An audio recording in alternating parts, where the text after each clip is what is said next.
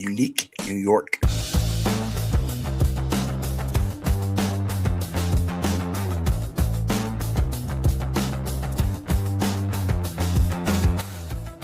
Hey everyone, how you doing? This is Amon Green, Green Bay Packers all-time leading rusher, and you're watching Packers Total Access Live, your daily source for Packer content. Go Pack, go!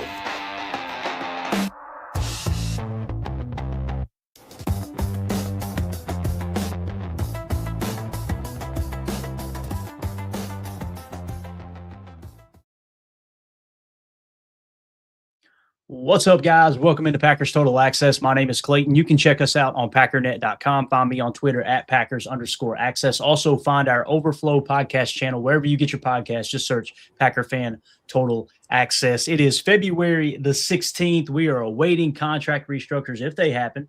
And keep in mind, if we don't see any contract restructure news break as we inch closer towards free agency, it might be just a cut and move on type of thing, rather than keeping some guys around like a Rashawn Gary, Elgton Jenkins, maybe even potentially an Aaron Banks. We'll see how everything kind of falls into place, but this is usually that time frame where you get the contract restructures taking place, at least for the Green Bay Packers current model. You didn't see a whole lot, if any, last year. I think one or two might have snuck under the radar, but boy, in prior years, they would fire out this time of year. So today what we're going to do is we're going to dive into a complete offseason mock. I've been wanting to do this for a couple of weeks now with the guys. We're going to clean up the cap in segment one here, okay? What we're going to do is go through and talk about restructuring contracts, talk about potential cuts, free up some cap space.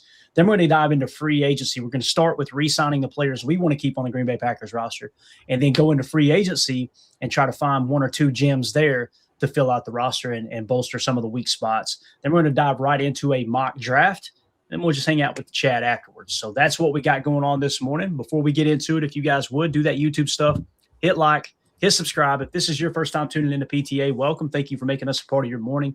We are not experts. We're not insiders. We're not media members. We're fans just like you, talking Packers on a daily basis. So if you're looking for that type of content, hit like, hit subscribe, click the bell icon so you catch everything we do here live moving forward. We got Tim joining us here from Green Bay. We got Jacob in Wisconsin as well to help me kind of sift through this information and see how we can fix this Packers roster. How y'all doing today, boys? Very nice. Waiting for the official PTA mug of diesel to kick in and get caffeinated. Let's do it. All right, there you go. Let's get into it. Let's jump in. Waste no time. First segment is going to be cap management step one. And again, I want to give a shout out to Stick to the Model. Okay, Stick to the Model is the website we're using. I've been in communication with them. Awesome people over there, and they're excited for us to be out here sharing their product. And I know we're excited to have such a cool tool to use here in the off season for us Packer fans. I apologize for the ads. Nothing I can do there. We are subscribed to their service and everything, but we may have to deal with a couple of advertisements there along the way, but we'll figure it out as we go. So first things first, guys, how do you feel about the roster right out of the gate? Like what do we want to do here? What do we want to accomplish? Because again, with cap management, you've got the entire roster here that we can scroll through. It shows the cap hit on the right. We can restructure, we can cut, we can slap the franchise tag on the guys that are scheduled to be free agents. Now, when you look at the pending free agents, that's these cats right here. I feel like that's where we probably need to start with cleaning up the cap. We're negative 1.4 in terms of cap space. So 1.4 million over the cap right now. Some of the pending free agents are Romeo Doubs, who's projected to be $25 million per, Rasheed Walker, $14 million, Quay Walker, $11 million, Kingsley Enagbare, $8 million, Trayvon Diggs, $5.8, Emmanuel Wilson, $4.2. Keep in mind, Trayvon Diggs is actually an unrestricted free agent. They've still got him on the roster. It works the same way. We can re-sign him or sign him in free agency either way. Emmanuel Wilson is a pending unrestricted free agent as well. It's showing here. Josh Wiley, Jonathan Ford, Bo Melton, Sean Ryan, Darian Kennard, Brenton Cox Jr. Now, some of these are listed as unrestricted free agents. Keep in mind, some of them are actually restricted free agents. So we can keep those guys around if we wanted to. But again, I think we should start with the cap management side. Is there anybody that you could think of right now we're going, man, the cap hit is way too much. We got to either adjust it or get rid of them. Let's start at that point. Jacob, how do you feel? Is there anybody that comes to mind? I know we've talked Elgton Jenkins, Aaron. I'd say Rashawn for me. For you, it's Rashawn. Okay. Yeah. What about you, Tim? Is there a name that's at the top of the list for you, man? Yeah, Jacob stole it. I was going to say Bane Gary. So we're tied That would be my first first order of business would be to let's get Rashawn restructured here. Got it. All right. So you're thinking in terms of a restructure. Jacob, what do you think? Are you thinking cut outright or restructure possibly? I think we could start with a restructure, and if it doesn't seem like it's worth it, I would be unfortunately okay with a full-on cut. Got it. Okay, so they keep this pretty vanilla. All right. The way this works is you can do a standard restructure, and it's basically spread out the cap hit over the remaining 2 years of his contract. That's going to free up $8.4 million. That's essentially just kicking the can down the road. Now, we can't restructure in a way of getting a pay cut. I think we would all agree that's what we're talking about here, right? Is to try to shave some money in terms of a pay cut, and then just be able to move that money around that we do convert to signing bonus. So 8.4 for a standard, or we could tack on a void year and free up 11.2. If we go void year, it's obviously you're kicking the can down the road. You spread it over 3 years. It adds one void year in which he won't be on the roster. But that's probably the closest thing we would have to an actual to simulate a pay cut, because we're not going beyond 1 year. So if we do go with the one void year there, it would be 11.2 freed up. So we're saying keep Bain and move the money around, and this will kind of simulate a pay cut scenario, correct? I'm cool with that. All right, let's do it. Let's go with the 11.2 restructure. So now you can see we are 9.8. Actually, let's take down our sign up there. It's always in the way. 9.8 million over the cap now. If you can see up here in the upper right up here, okay? So I'm sorry, we're under the cap now, $9.8 million. Who would be next on the list? Because for me, the big one that's looming is Elgton Jenkins. Do you guys agree with that, or do y'all just want to keep Elgton kind of where we're at? I agree. Tim, how about you, buddy? You're saying cut outright? I'm just saying in general. What do you want to do with Elgton? I mean, we could take the same approach if there's a way to, restructure him, I guess. Now, here's the problem. Here's the problem with Elgton, Tim. With Elgton Jenkins, there's only 1 year left on his deal. So there's no standard restructure. We would have to tack on 2 voidable years and move that money down the line. So this is one that there's really no way to simulate a pay cut here in this one, to be honest with you. So we might just have to cut him outright. Yeah, I mean, what you're looking at is a $24 million cap hit. And if we cut him outright, we're going to free up $19.5 million, essentially. Is what Golly, I think I got to cut him if it's me. It's either cut him. Let's assume he won't take a pay cut. I mean, he did a hold in last year, right? Yeah. He did a hold in because they wanted to because he wanted to prevent this point that we're at right now during camp last year. So he did a hold in to the point where, like, no, I'm not touching this contract. I don't think there's a scenario where he's going to come out this year and go, yeah, guys, I'll take a pay cut. He's probably going to say pay me or cut me loose, I would imagine. So, again, if we leave it alone, he's going to be $24.8 million against the cap. That's tackle money, to be honest. We know likey that, Jan. Yeah, I'm with you on it. So I think we agree. Cut Elgton. Is that what we're thinking here? Yeah, unfortunately. All right, so we're going to cut Elgton, and maybe we can find him in free agency. I don't know if it'll allow us to do that. We could take a peek and see what his value is. I would like to know what they've got him valued out here in their free agency. So now you cut Elgton. Why don't you cut Glover real quick, too, and then see if we can wake Emilio up. So, all right, when you go back to the overall roster here in terms of cap hit, let's sort by cap savings would probably be the best way to do it. So again, Gary's going to be there at the top. Another one here on this list is our boy Josh Jacobs. Now keep in mind, we're 29.3 million under the cap at the moment. Okay. So we got plenty of room to play with here, but we got some players that we want to re-sign as well. Next on the list for me would be Aaron Banks. How do we feel about Aaron Banks? Do we want to keep him around or not? And the reason I ask is, if you try to simulate some kind of a restructure, you could see this gets very, very interesting here on how many years you want to add on to it or extend him. I don't want to play around with that too much, to be honest with you. I kind of feel like with Aaron Banks, it's you either cut him outright now and free up. What was that? I don't know. Did you hear that, Tim? Yeah, what the heck was that? Did we just get bombed or something? That sounded like an emergency broadcast system, didn't it? That was really strange. Apparently, we're not cutting Aaron Banks. Right. We know Aaron's watching this morning. Now, No, but when you look at this, if we cut him pre-June 1, it's going to be 4.2 million. Okay, is what you free up. If you go post-June 1, you're freeing up 17.7. Well, you're going to, post-June 1 cut, you're going to free up a lot more money here. Okay. Essentially, you're going to save 17.7 million against the cap. So my question, I guess, is, again, he's right there where our boy was at 24 point. I think he's set at 24.8 million was the early projection for a cap hit for Aaron Banks too. I think we all agree we don't want him at 24.8 against the cap, right? No. Yes.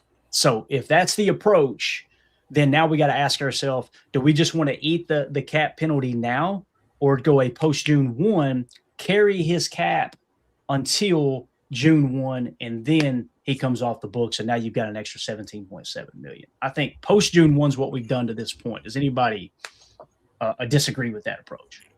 To me, it makes sense. We post June 1 try to use some of that money in the offseason and get some free agents in here. The only thing that bothers me is if we lose Elgton and we lose Banks on a line that was definitely, I think, one of our glaring needs. I think we definitely have to address it in free agency and the draft pretty heavy, which I'm fine with. I'm okay with that. Well, we're just going to take Emilio's plan and draft the entire Iowa offensive line, right? Well, and plus Glover will be back ready to go, so I guess that is true.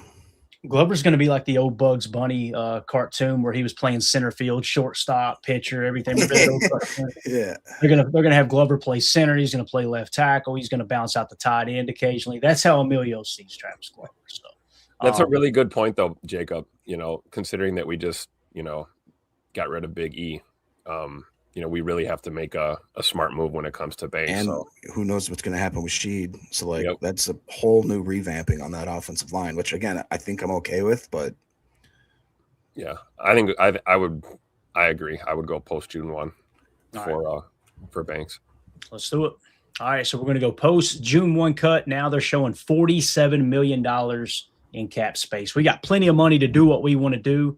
Now, another couple of restructures you could do to free up extra room, okay, is Josh Jacobs. All right, Josh Jacobs is one that's interesting. Again, we're not interested. I think we all agree we want Josh Jacobs on the roster, right? Yep. So if we do a simple restructure and just spread it out over the remaining 2 years, we could free up another 4.5 right now if we felt like we needed it. I feel like we're in a spot where we don't necessarily need it, though. Do you guys agree with that? I mean, we've got $47 million in cap space going into free agency. I feel good about where we're at there. So just keep in mind, that's one you can potentially do. You can free up a little bit more money with Xavier McKinney. I know a lot of people want Keyshawn Nixon gone.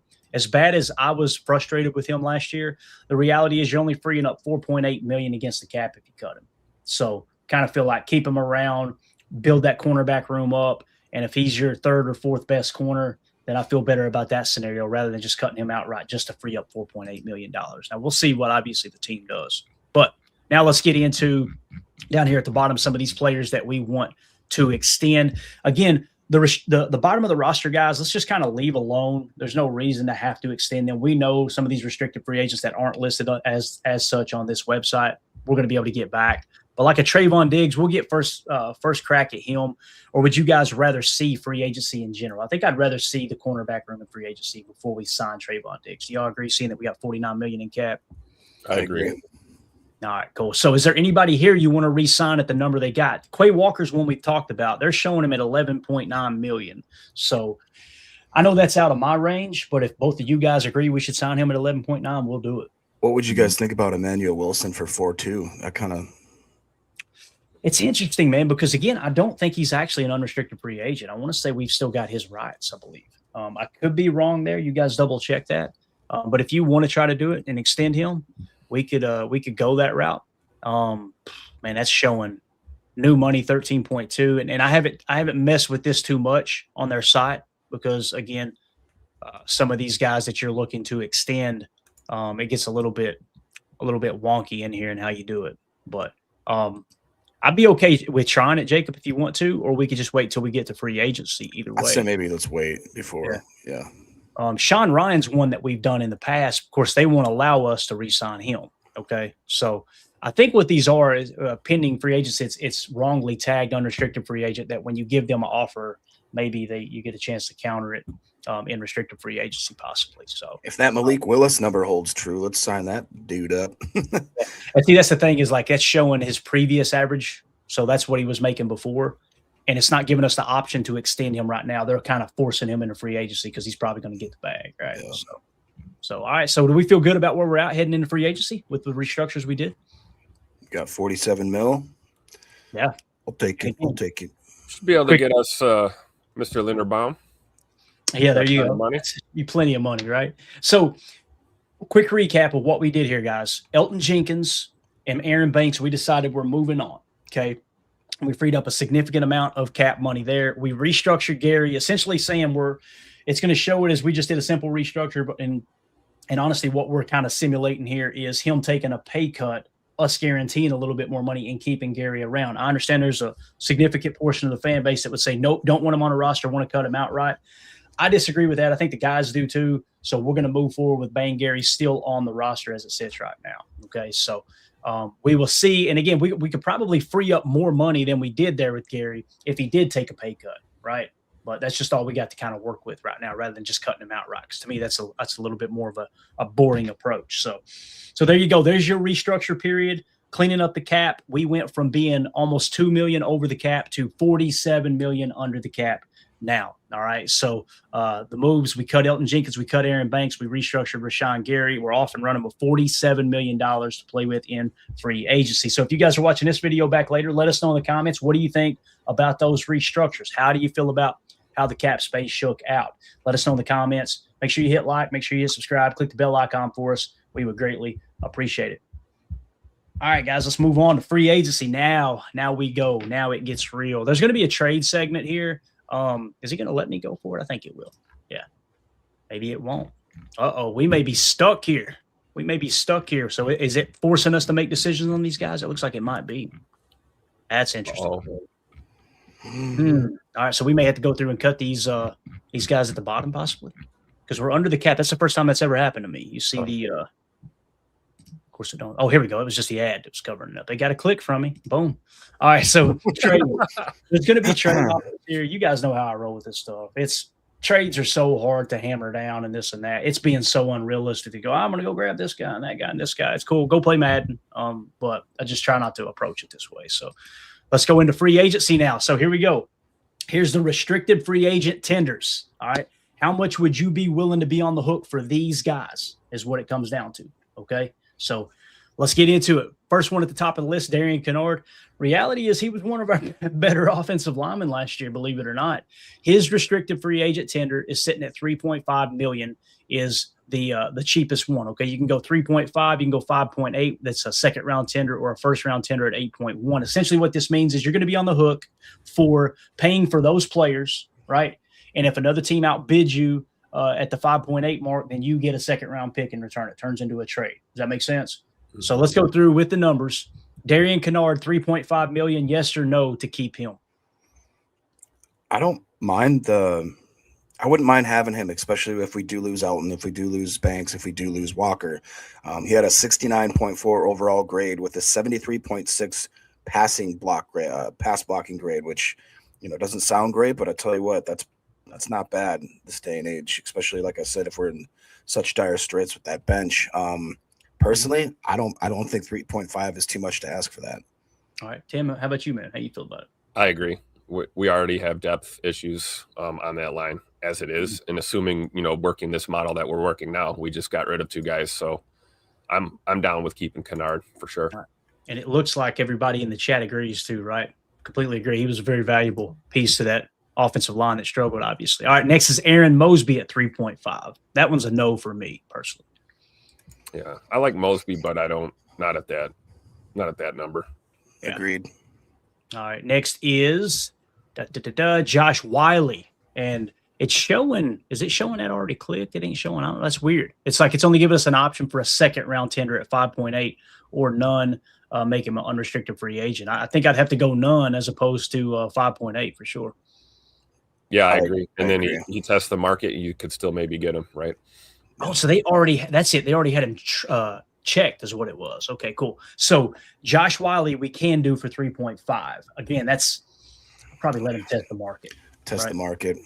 Yep. And I liked Wiley. I thought he was a good addition. I really did. Again, you're just getting to that point where if you go through and hit all these backup players with restricted free agent tenders, you're gonna shave your cap down really, really quick, right? So we went with Kennard. We're skipping on Mosby, skipping on Wiley, Jacobs, sir, Brent, $3.5 million, sir. You have the floor. You have the floor. All right. Now I know you guys may think that I'm a little biased here, but I really do think, yes, for Cox, I really do think that if we could throw a second round tender on him, I'm okay with the 5. Is that 5.8? Really? 5.8? Okay. Second round tender for Brent Cox. I would, just because if we're going to lose Mosby, depending on if we're going to not re-sign Enigbare, depending on if Mike is back healthy. Obviously, we know Gary's been up and down, and then LDN, same kind of thing. So it's like I think that he's deserving of it. I mean, 5.8 is kind of a drop in the bucket, in my opinion. I mean, otherwise, I am cool with just a 3.5, but I don't know. Here's the problem. That's where I'd be. If you would do it too, Tim? I'd be more in the 3.5 range for him. So, and we got to remember, he didn't play a lot of football for us last year. You know, it's been dealing with injury. Here's the thing, Jacob, with that second round tender. That's in your mind. You've got to be thinking, okay, someone's willing to trade a third round pick for him because that's a second round tender. So are you saying that if we did sign him to a 3.5 million, someone would offer us a draft pick for him because essentially if they outbid us, they have to give up a draft pick. Is that what you're saying? You do think that would happen? I think it's possible. All right. I'll go back. I'll go down to the 3.5 because honestly, if we could get just a draft pick for him, I think that'd show that the whole process from him being drafted as a UDFA to where he's at now was a winner. Right. Yeah. I just want Brenton Cox's name to go down people's mouths smooth. You know what I mean? Understood. So we're going to bring back Brenton Cox Jr. At a 3.5 million.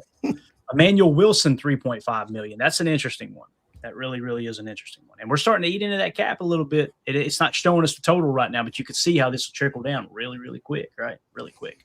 So Brenton Cox Jr. we got. Emmanuel Wilson would be 3.5 million. To me, he underperformed last year, to be 100% honest. He wasn't as good as he'd been in the past, but boy, oh boy, in the past, he had been excellent, you know, and we all agree the offensive line was the problem with the running game last year. So it's real tricky. Now, you've also got Marshawn Lloyd, but he hasn't been able to stay healthy. At the same time, I think we got our boy from Miami. He's on the roster as well. What's the kid that we signed that we were real high on? He was in the draft last year. We actually had I want to say it was like a 120-ish grade on him. Damian Martinez, is that who it was? I'm trying to think. He came from the University of Miami. Anyway, he's a solid backup as well. So, Tim, Emmanuel Wilson's kind of your guy, man. I'm gonna leave it to you here to start the conversation. Would you want to put a 3.5 on him, a 5.8 on him, or just nothing and kind of move forward? My heart says 3.5. My brain says let him test the market. Unfortunately. You know, I agree. It's just kind of where I'm at. No disrespect. I love you, Wilson. Good teammate, good player. But I don't know if we can afford to eat up any more cap, you know, the way things are looking right now. Yeah, and when you look at the whole situation there with Brenton Cox Jr., if we had said no to Brenton Cox Jr., I would be okay with saying yes to Emmanuel Wilson. But it kind of comes down to one of those two players that we got to choose from, you know. So for me, I think it would be none as well. Jacob, do you agree or disagree with that, man? I do agree, I think, just because I believe running back, it feels like you can get a guy off the street kind of from anywhere at any time. The only thing that I would caution is that if we scroll down again, we'll see Chris Brooks here as well. So that running back room is basically Josh Jacobs. And if you trust Marshawn Lloyd in any capacity, you know, that'd pretty much be it. Damian Martinez. Yeah. And Martinez. I'm okay with that because, like I said, I just think we're good at drafting and developing and being able to find free agents off the street. So as much as I love E. Wilson and Chris Brooks, I think that I'm willing to, like Tim said, I'm watching that dollar sign go up and that. Yeah. Right. And Chris Brooks is like, you know, he brings more value really in pass pro, right? You know, he's not really carrying the ball as much as, you know, Emmanuel Wilson carried the ball for us. So we're just looking at running back depth here. So I think it's a great point, Jacob. Yeah. And right down the stretch here, just rapid fire. Jonathan Ford at defensive tackle, 3.5 million. That's a no for me. Zane Anderson, I like as a football player, but man, the guy can't stay healthy. You know, 3.5 million. That's a little rich for me. And then Chris Brooks, if there's one of the running backs that you would hit with, I know they love Chris Brooks and pass protection, and he is kind of our pass protecting back. That would make more sense to me than Emmanuel Wilson. However, we know Emmanuel Wilson's a better running back with the ball in his hand. But overall, Chris Brooks is probably the better back to fit Matt LaFleur's scheme and his system.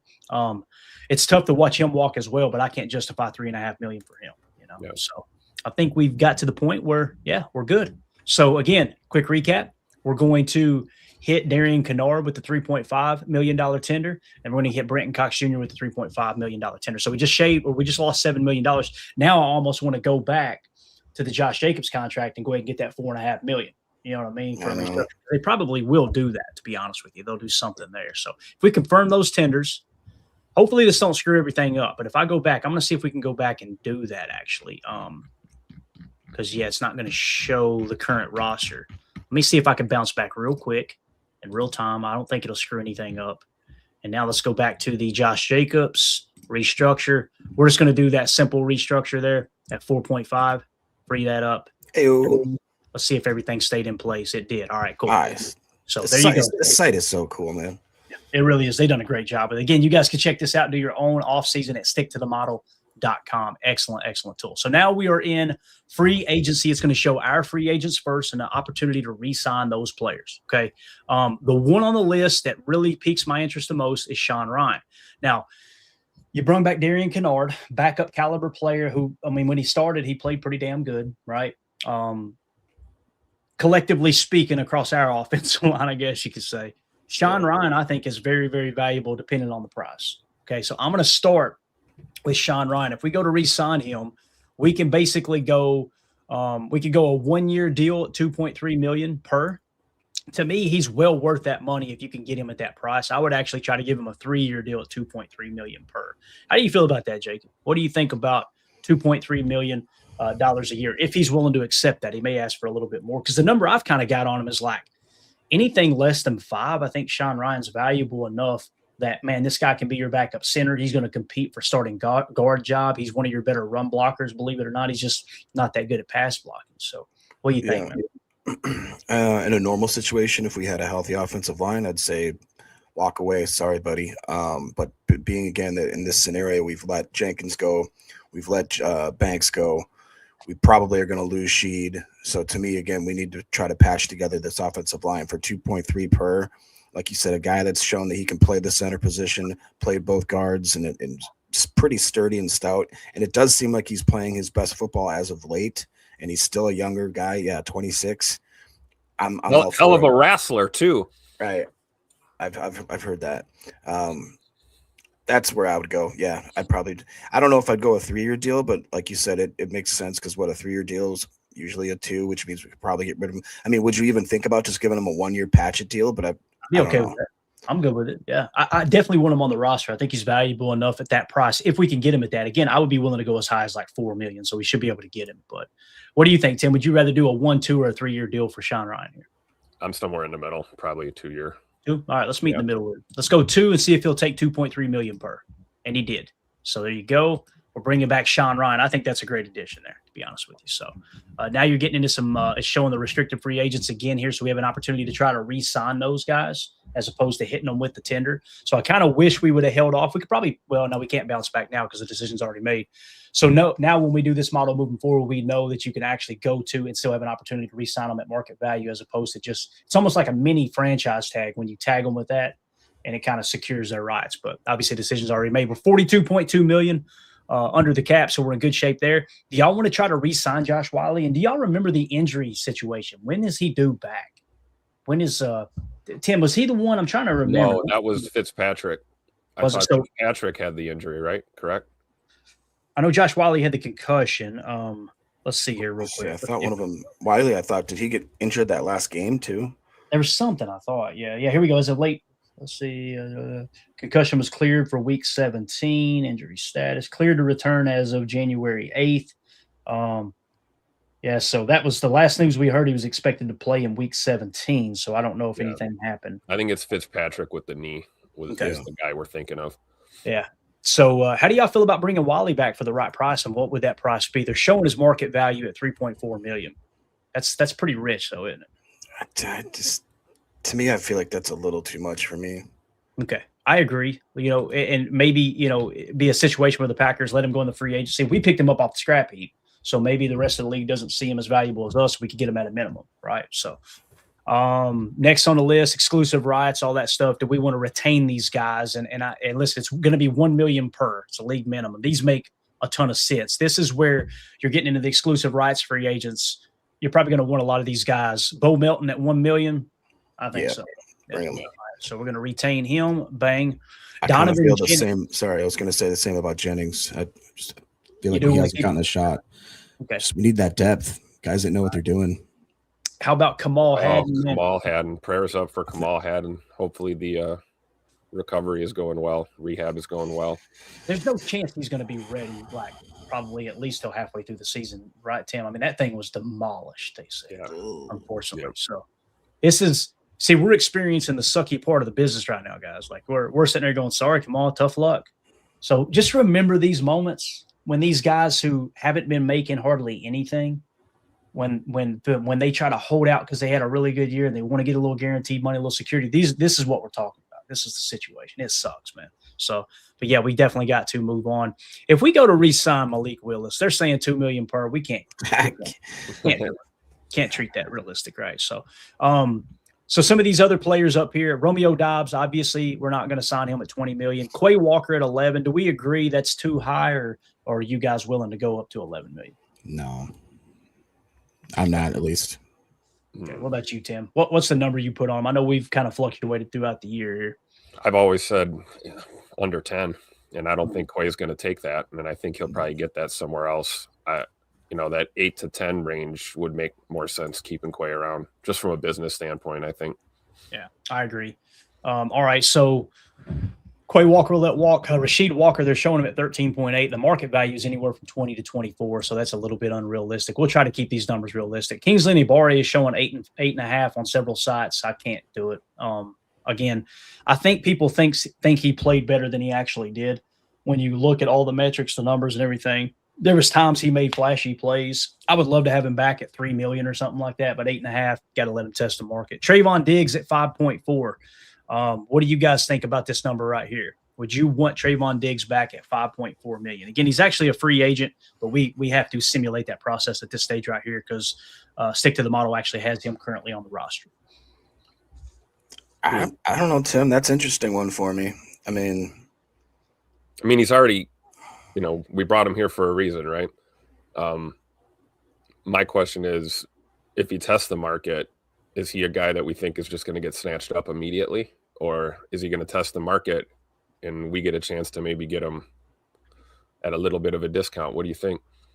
I think this is the best simulation we're going to get on the discount thing, Tim. What I'm worried about with this model, at this point, I've never let him walk, so I don't know if we'll be able to nab him in free agency or if they'll just treat it like, okay, he's not interested in signing with you right now. So we probably need to treat it as such right now, like, do we want him back or not? Just kind of keep it simple.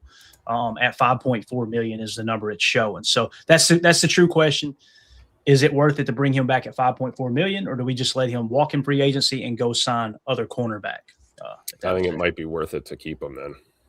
Yeah, I kind of agree. I mean, his previous average annual value was $19 million per. His market value is showing $10 million. Now some sites are showing $2 million. So 5.4 is definitely somewhere in the middle.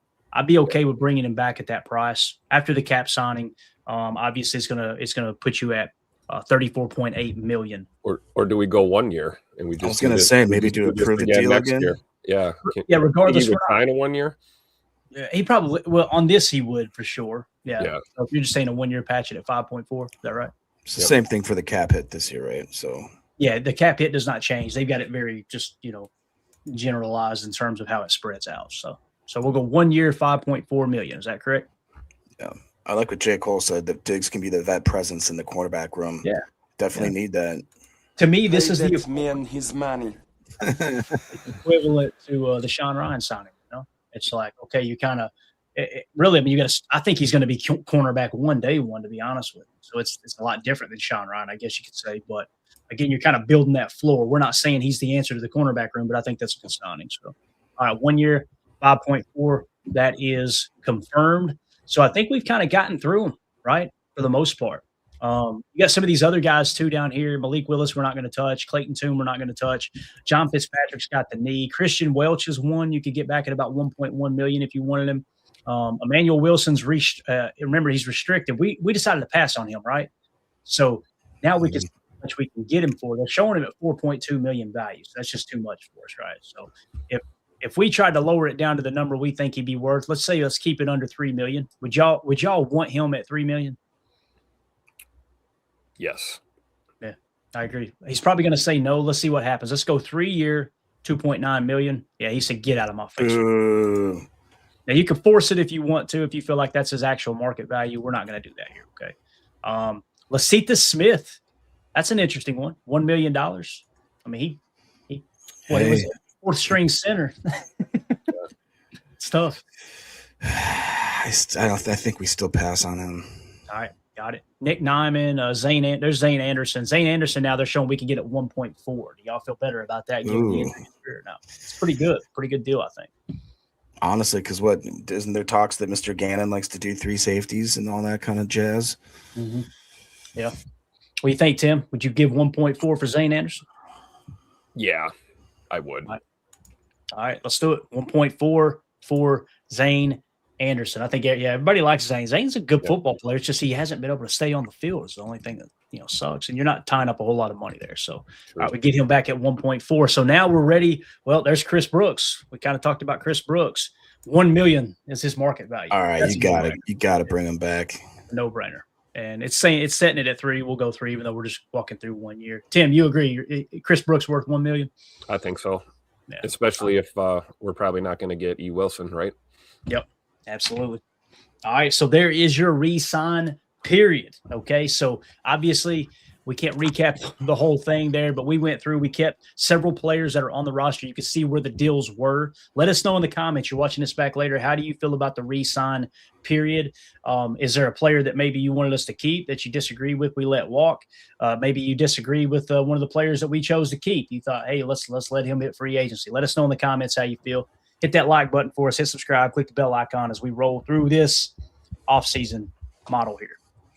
All right, now we're getting into free agency. The fun begins. I've got my cheat sheet ready. Do you guys got any crushes that y'all want to look at here? Terms of anyone who plays on the offensive line. Linderbaum. There you go. All right, so when we look at free agency, this is going to be a little bit tricky. We can search by name. We can go by position. So I think we all agree. Let's start with offensive line, right? So we're letting Rasheed Walker walk. Lasita Smith, we're also letting him walk. We could get him at 1 million per. Now, keep in mind that 1 million, you could cut him outright too, if you know what I mean. It's not like there's any guaranteed money in that regard. So we could always grab him if we wanted. But when you're looking at some of these free agents, they're not going to be in any particular order, unfortunately. There's Tyler Linderbaum. They're showing him at $11 million. Okay. Now listen. That is very unrealistic. So we're going to force ourselves to play this realistic.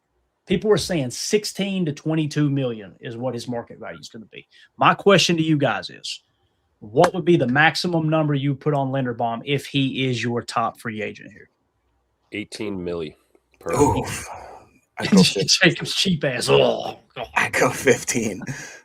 You go 15? Okay. Yeah. All right. So Jacob says 15. Tim says 18. Let's get as close to that in the middle as we can. We're going to say 17 million. Okay. I would definitely sign him for 17 million personally. I think he's well worth the money. We're going to have to settle on 17.1 because I'm about to pull my eyeballs out of my skull here. Okay. So now keep in mind, we give him that 17 million. We're down to 15 million in cap space now. Okay. So the money is already just about gone, to be honest with you. Now, listen, you want to keep about $7 million in operating funds. We can run it right up to the limit if you guys want, because we know there's other restructures that could take place to free up that space that you need for money next year. So we could take it right up. We could say we got 15 million. So this is the big decision, man. Now, what if we did this? What if we clicked away for a second and what's another position we feel like we need? Cornerback. I think we agree, right? So on the cornerback cheat sheet, we got Jamel Dean, Jalen Watson at the top of the list. Let's see what these guys are asking for. Jamel Dean's asking for 13.1 million per year. So we could get him and Linderbaum and be under the cap and we're done in free agency, right? Another player on my cheat sheet here that we liked was Jalen Watson. And you guys can go do your own research on why we like him. Now look at Jalen Watson. He's only $9 million per. Get him. See, that's to me, I would rather have Jalen Watson over Jamel Dean if it comes to those numbers holding true. And we only got the numbers we can go with here with Stick to the Model, so we're gonna roll with it. And Watson's on the right side of 30. Right. Jamel Dean is not.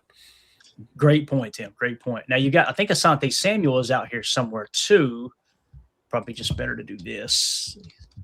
Yeah, Asante Samuel. Now look at his number. We know that's not realistic at 2.7, but what if you went and got Asante Samuel Jr. at say $5 million per? So you could see where we could get 2 cornerbacks for the price of 1. But keep in mind, defensive tackle is another position of need, right? So you're kind of narrowing it down. What do you want to do with this money? I feel like you got more options at cornerback than you do offensive line, personally. Linderbaum's kind of that slam dunk dude, right? So if we jumped over to defensive line and looked at what was available, how would this look? On our cheat sheet, we like Calais Campbell, David Onyemata at the top of the list. Okay. So David Onyemata is showing $9.2 million. All right. Now, 34. What's that? It's 34. There you go. Right. And then Calais Campbell is 40 years old. He's showing $13 million. Now, I don't think it'll be that number. We can force the system to go down lower because it looks last year he signed for 5.5. So he's probably going to be no more than $7 million this year, I wouldn't imagine. So keep that in mind, all right, if you wanted to re-sign him. So the question becomes, what's the top priority, guys? Offensive line and Tyler Linderbaum. There's one other center we like in Connor McGovern as well, right? But do we go offensive line, defensive line, or cornerback? For time's sake, we have to make a decision right now. What's the first position we want to prioritize? It's just tough because I'm thinking ahead to the draft. And it's like, if we've done this, right? Let's say we don't go Linderbaum here, then we got to swing hard and fast for center. Reach. Reach for center in the draft. What is Connor McGovern's cap hit? Let's take a look real quick. Because he overall grade last year playing significant stats at a 28-year-old 6'5", 318 center. He was a 69.1 with a 65.2 run block rate and a 73.4 pass block rate. That's 6th in centers, 15th overall. They've got him at $12.9 million. That's what they got him listed at. Now I can cross-check real quick, spot track, and just take a quick gander to make sure we're not missing something here. It might be a scenario where on spot track he is actually a little bit cheaper, and we'll meet in the middle. Obviously, we'll play this smart here. Connor McGovern, they're showing now market value $16.2 million. Jeez, oh Pete. So he's right up there now with our boy Linderbaum. Linderbaum is actually showing $17.7 million. So we're pretty realistic in that 17 number. So yeah, if we're only paying $1 million more for Tyler Linderbaum, I want Tyler Linderbaum. I don't know how you guys feel, but I agree. Yeah, I agree. Do we try and get Linderbaum in free agency and a corner? I think then we go into the draft to get D tackle, right? Yeah. Like, and that, Tim, probably there's no scenario here where it's like, oh, that makes perfect sense. Right. We gotta kind of prioritize, right? And honestly, I think that's where some of us in the fan base disagree a little bit. There's a lot of people that think defensive tackle is top need.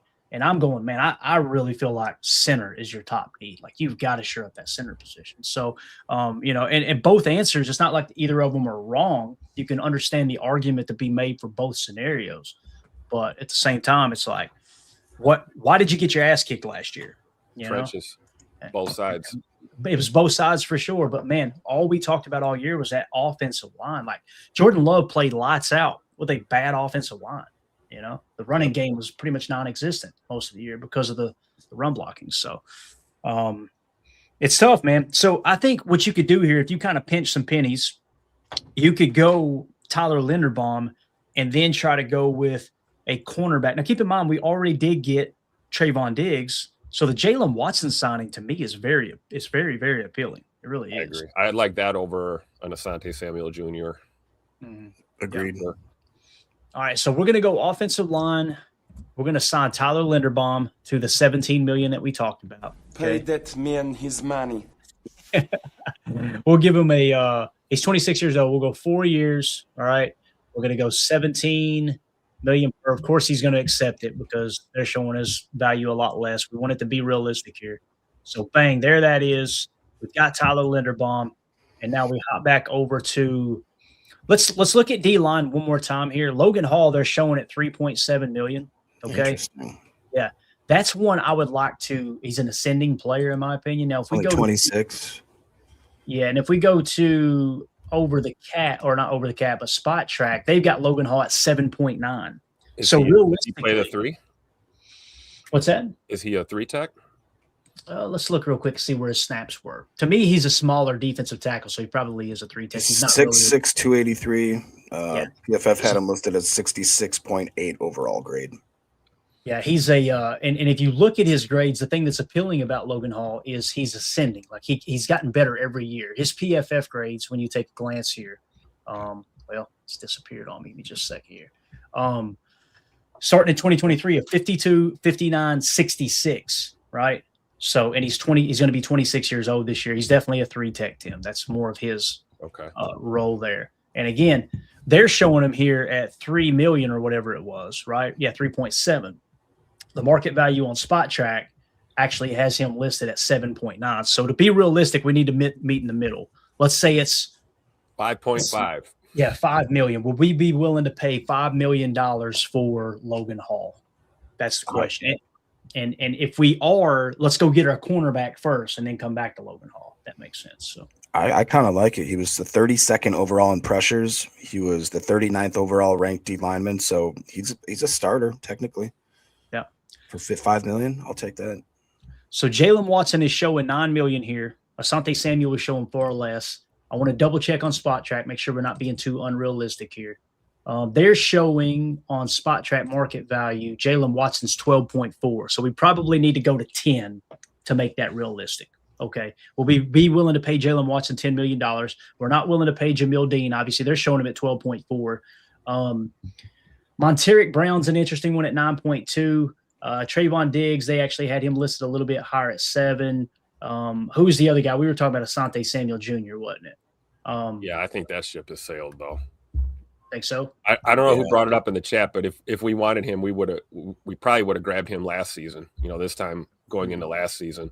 Well, there was all kinds of rumors that the Packers were in on signing him, and some people were saying he signed with Pittsburgh because he wanted to play in Pittsburgh over Green Bay. I don't know how much. What do you guys think about Benjamin St-Juste? He overall grade last year of 75.6. He was the 11th graded out cornerback. He had a 77.1 coverage grade, 8th overall. His run defense grade was 66.8.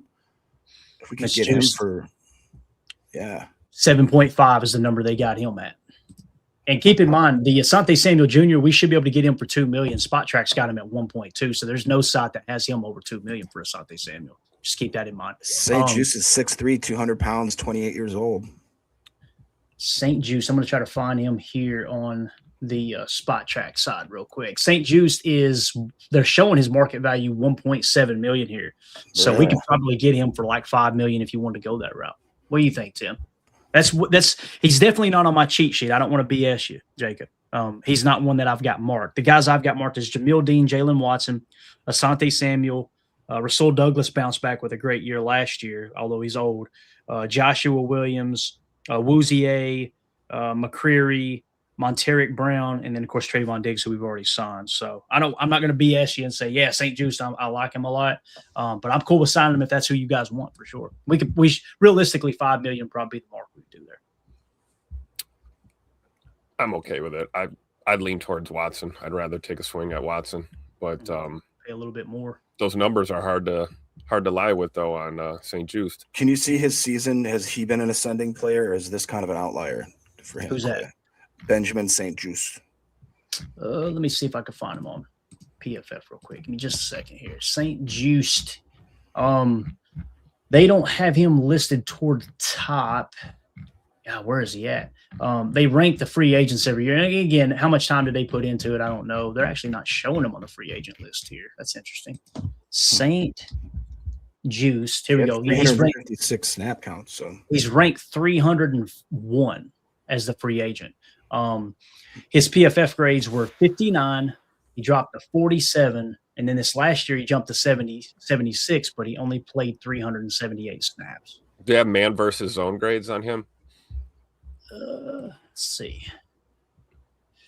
Coverage grade, run defense grade. Not on this screen, Tim. I'd have to go combing through PFF to try to find it. Overall grade, again, 76.3 is what they had him at last year. But again, starting in 23, he played 1,000 snaps. Then in 24, he went to 859 snaps. And then last year, he played 378 snaps. So the overall PFF grade looks good, the 11th highest graded corner, but he only played 378 snaps. And I'm assuming he got hurt. I don't know. But that's probably it. But we are gonna make an offer to a corner here. We just need to. I think we got one. I'm voting Watson. Jacob's got St. Juice. Talk about it. I'll talk about it for a minute, fellas. I think that after I'd rather go with a little more steady Eddie. I'd probably go with Watson as well. Okay. So with J. Cole. I mean, they're both decent corners, though. That's why we're having this conversation. It'd be nice to find a scenario where you get both of them, but it's not going to happen.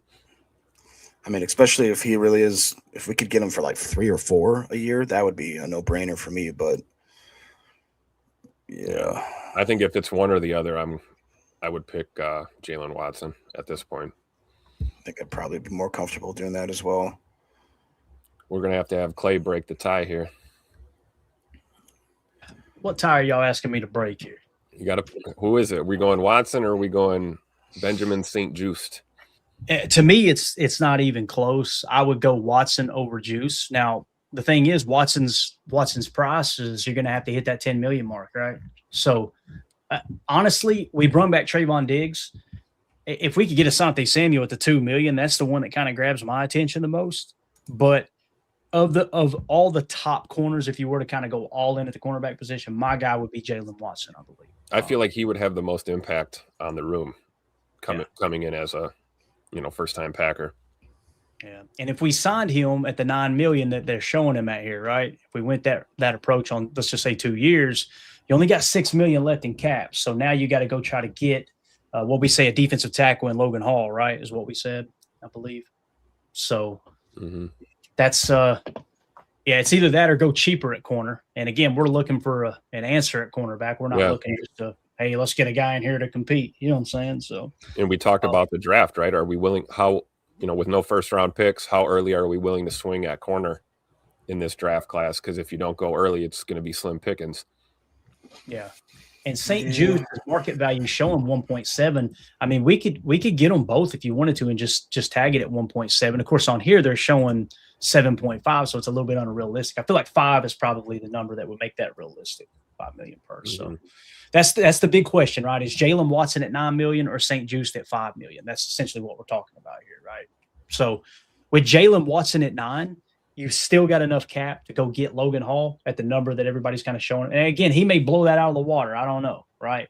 But we're just going with the tools that we've got here. So I guess that's what we'll do. We'll go Jalen Watson here, okay? Again, he's 28 years old. We'll have him – if we give him a 3-year deal, it's a 3 that's really a 2, right? We can get out of it as he approaches 30, which we know Goody loves to do. So you go out and you sign Jalen Watson, you're good to go there. Now, let's go back to Logan Hall and see if we can pull this off. And again, we'll kind of look at some of the numbers. They got him listed at 3.7 million. We're sitting at 6.3 under the cap. Let me go back to Spot Track. I want to make sure I didn't misinterpret that. Regardless, I feel like we've handled all the needs in the order in which we should have, to be honest with you. Like, I feel like we've handled that pretty good. They're showing Logan Hall at the 7.9. And on here, they're showing Logan Hall at the 3.7. So I'd say 5 million is a fair number based off of both the tools right in the middle. So what do y'all think? Do y'all want to go get Logan Hall? Because some of the other defensive tackles that I like on my cheat sheet was Calais Campbell, right? And on here, Calais Campbell was a lot more, wasn't he? What was he saying? He's going to get at least 10 million probably. Yeah. That's what they're showing on here anyway, right? I like Logan Hall a lot. I think that, to me, would be a no-brainer. Yeah, and Onyemata's out of price range now. We can't pull that off with the cap space at the moment. Yeah, and then Logan Hall, of course. Yeah, I think Logan Hall is the one. So you go and you bolster your 3-tech a little bit. You get Logan Hall. We'll try to be realistic here and take it up to – let's go to 4.5 because, again, they're showing him at 7 on other sites. And what's cool is he's 26 years old. What's that? Oh yeah, I was going to say, how long do we go? Because he's only 26. Yeah, give I him would a say 4. 4 That's really a 3. Yeah, 4 that's really a 3. That's the way I would approach him. Yeah. Nice. All right, so there you Got go. him. All right, so again, recap. You guys remind me, who did we get in free agency here, man? That was blurry. I'm blurred out here. Like, I'm trying to think. We got our boy Linderbaum. Yeah, there you go. We have a center. How about that? So you go get Linderbaum, right? Got Watson. You got cornerback Jalen Watson. All right.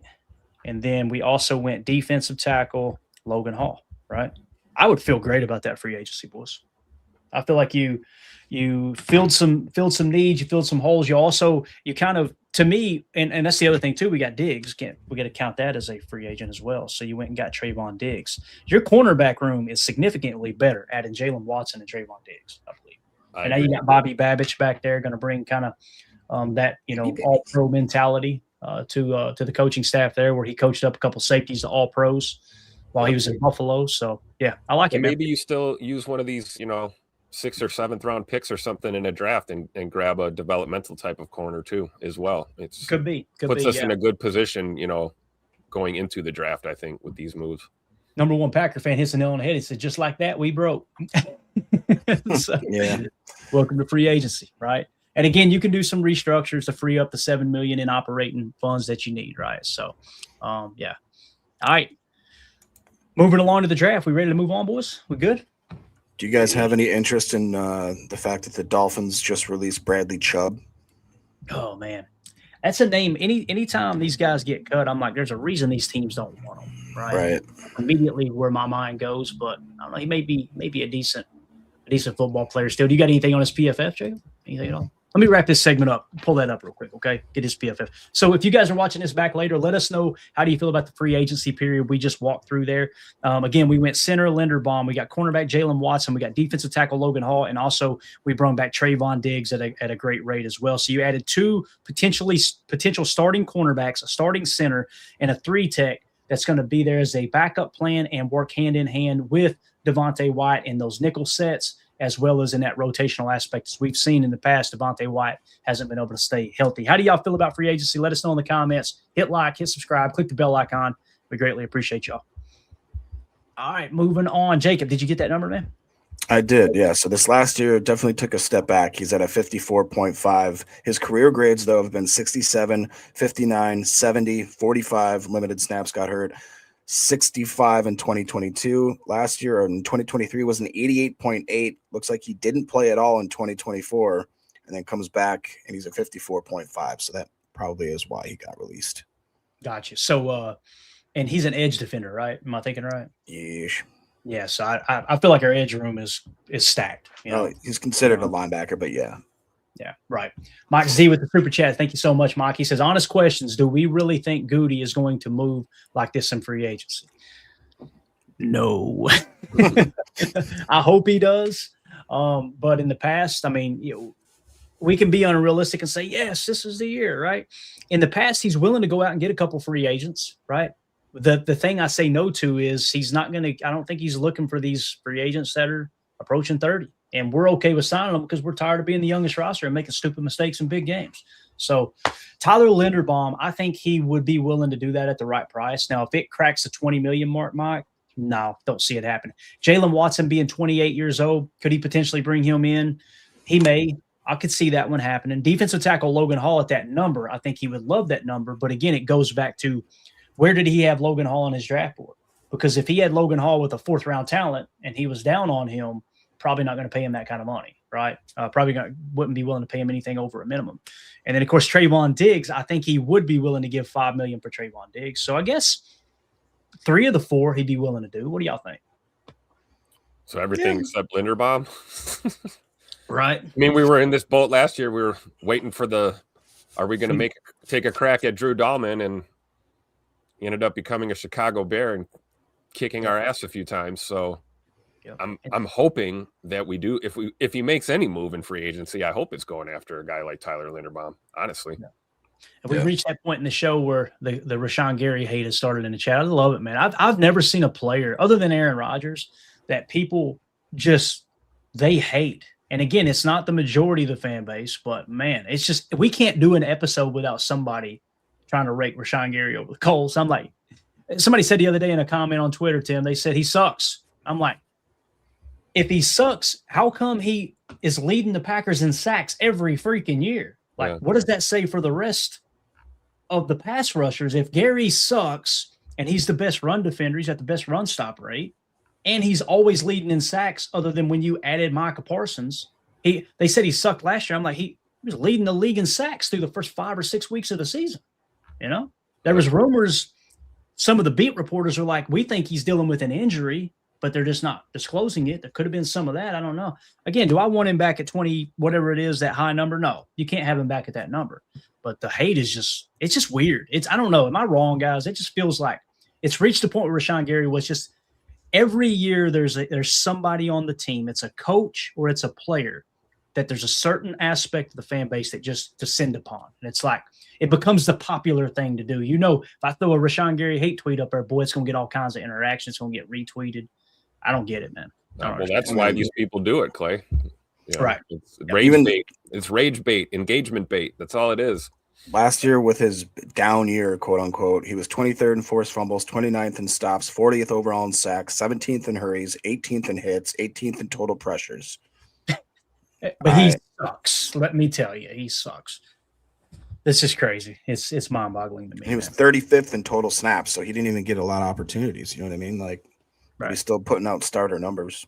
Yeah, and again, if that's the argument that, hey, he doesn't stay on the field, he doesn't play enough, okay, cool. Yeah, I got it. That doesn't mean he sucks at football. It means he's part of a team that rotates their line. I mean, we talk about the heavy rotation.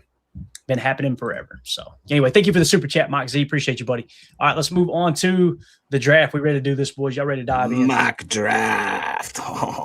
Tim, give me that noise. I need that sound bite just to get me amped up for this whole thing, man. You're kidding me? I gotta have it in my life. Wait for him to hit. Could be a crackhead.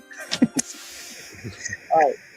So we're ready. I got the cheat sheet dialed up here, boys. I know Jacob's got his draft crushes. He's saying trade all your picks back and let's have 14 seventh-round picks to get a deal on these guys.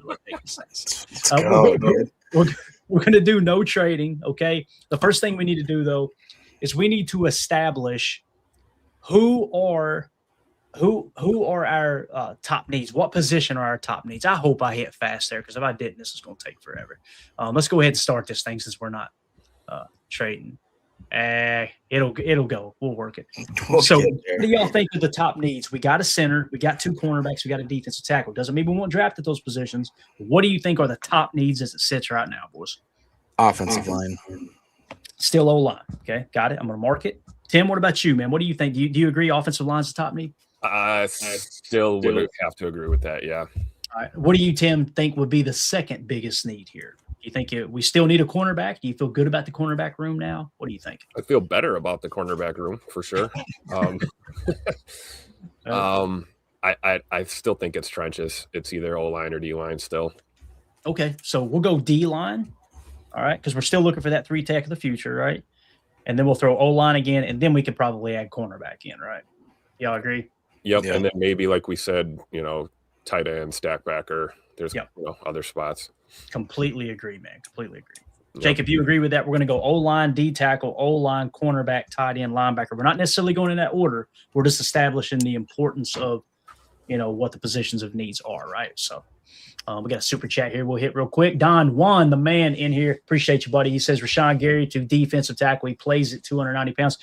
He's got the tool set too. He's a power rusher, right? I would love to see him at 3-tech, and it's a perfect example of if they did make that decision to kick him to 3-tech to play alongside Devontae White and rotate in and out and all that, you wouldn't have to go get a Logan Hall. I would feel much better about 3-tech, So I agree, man.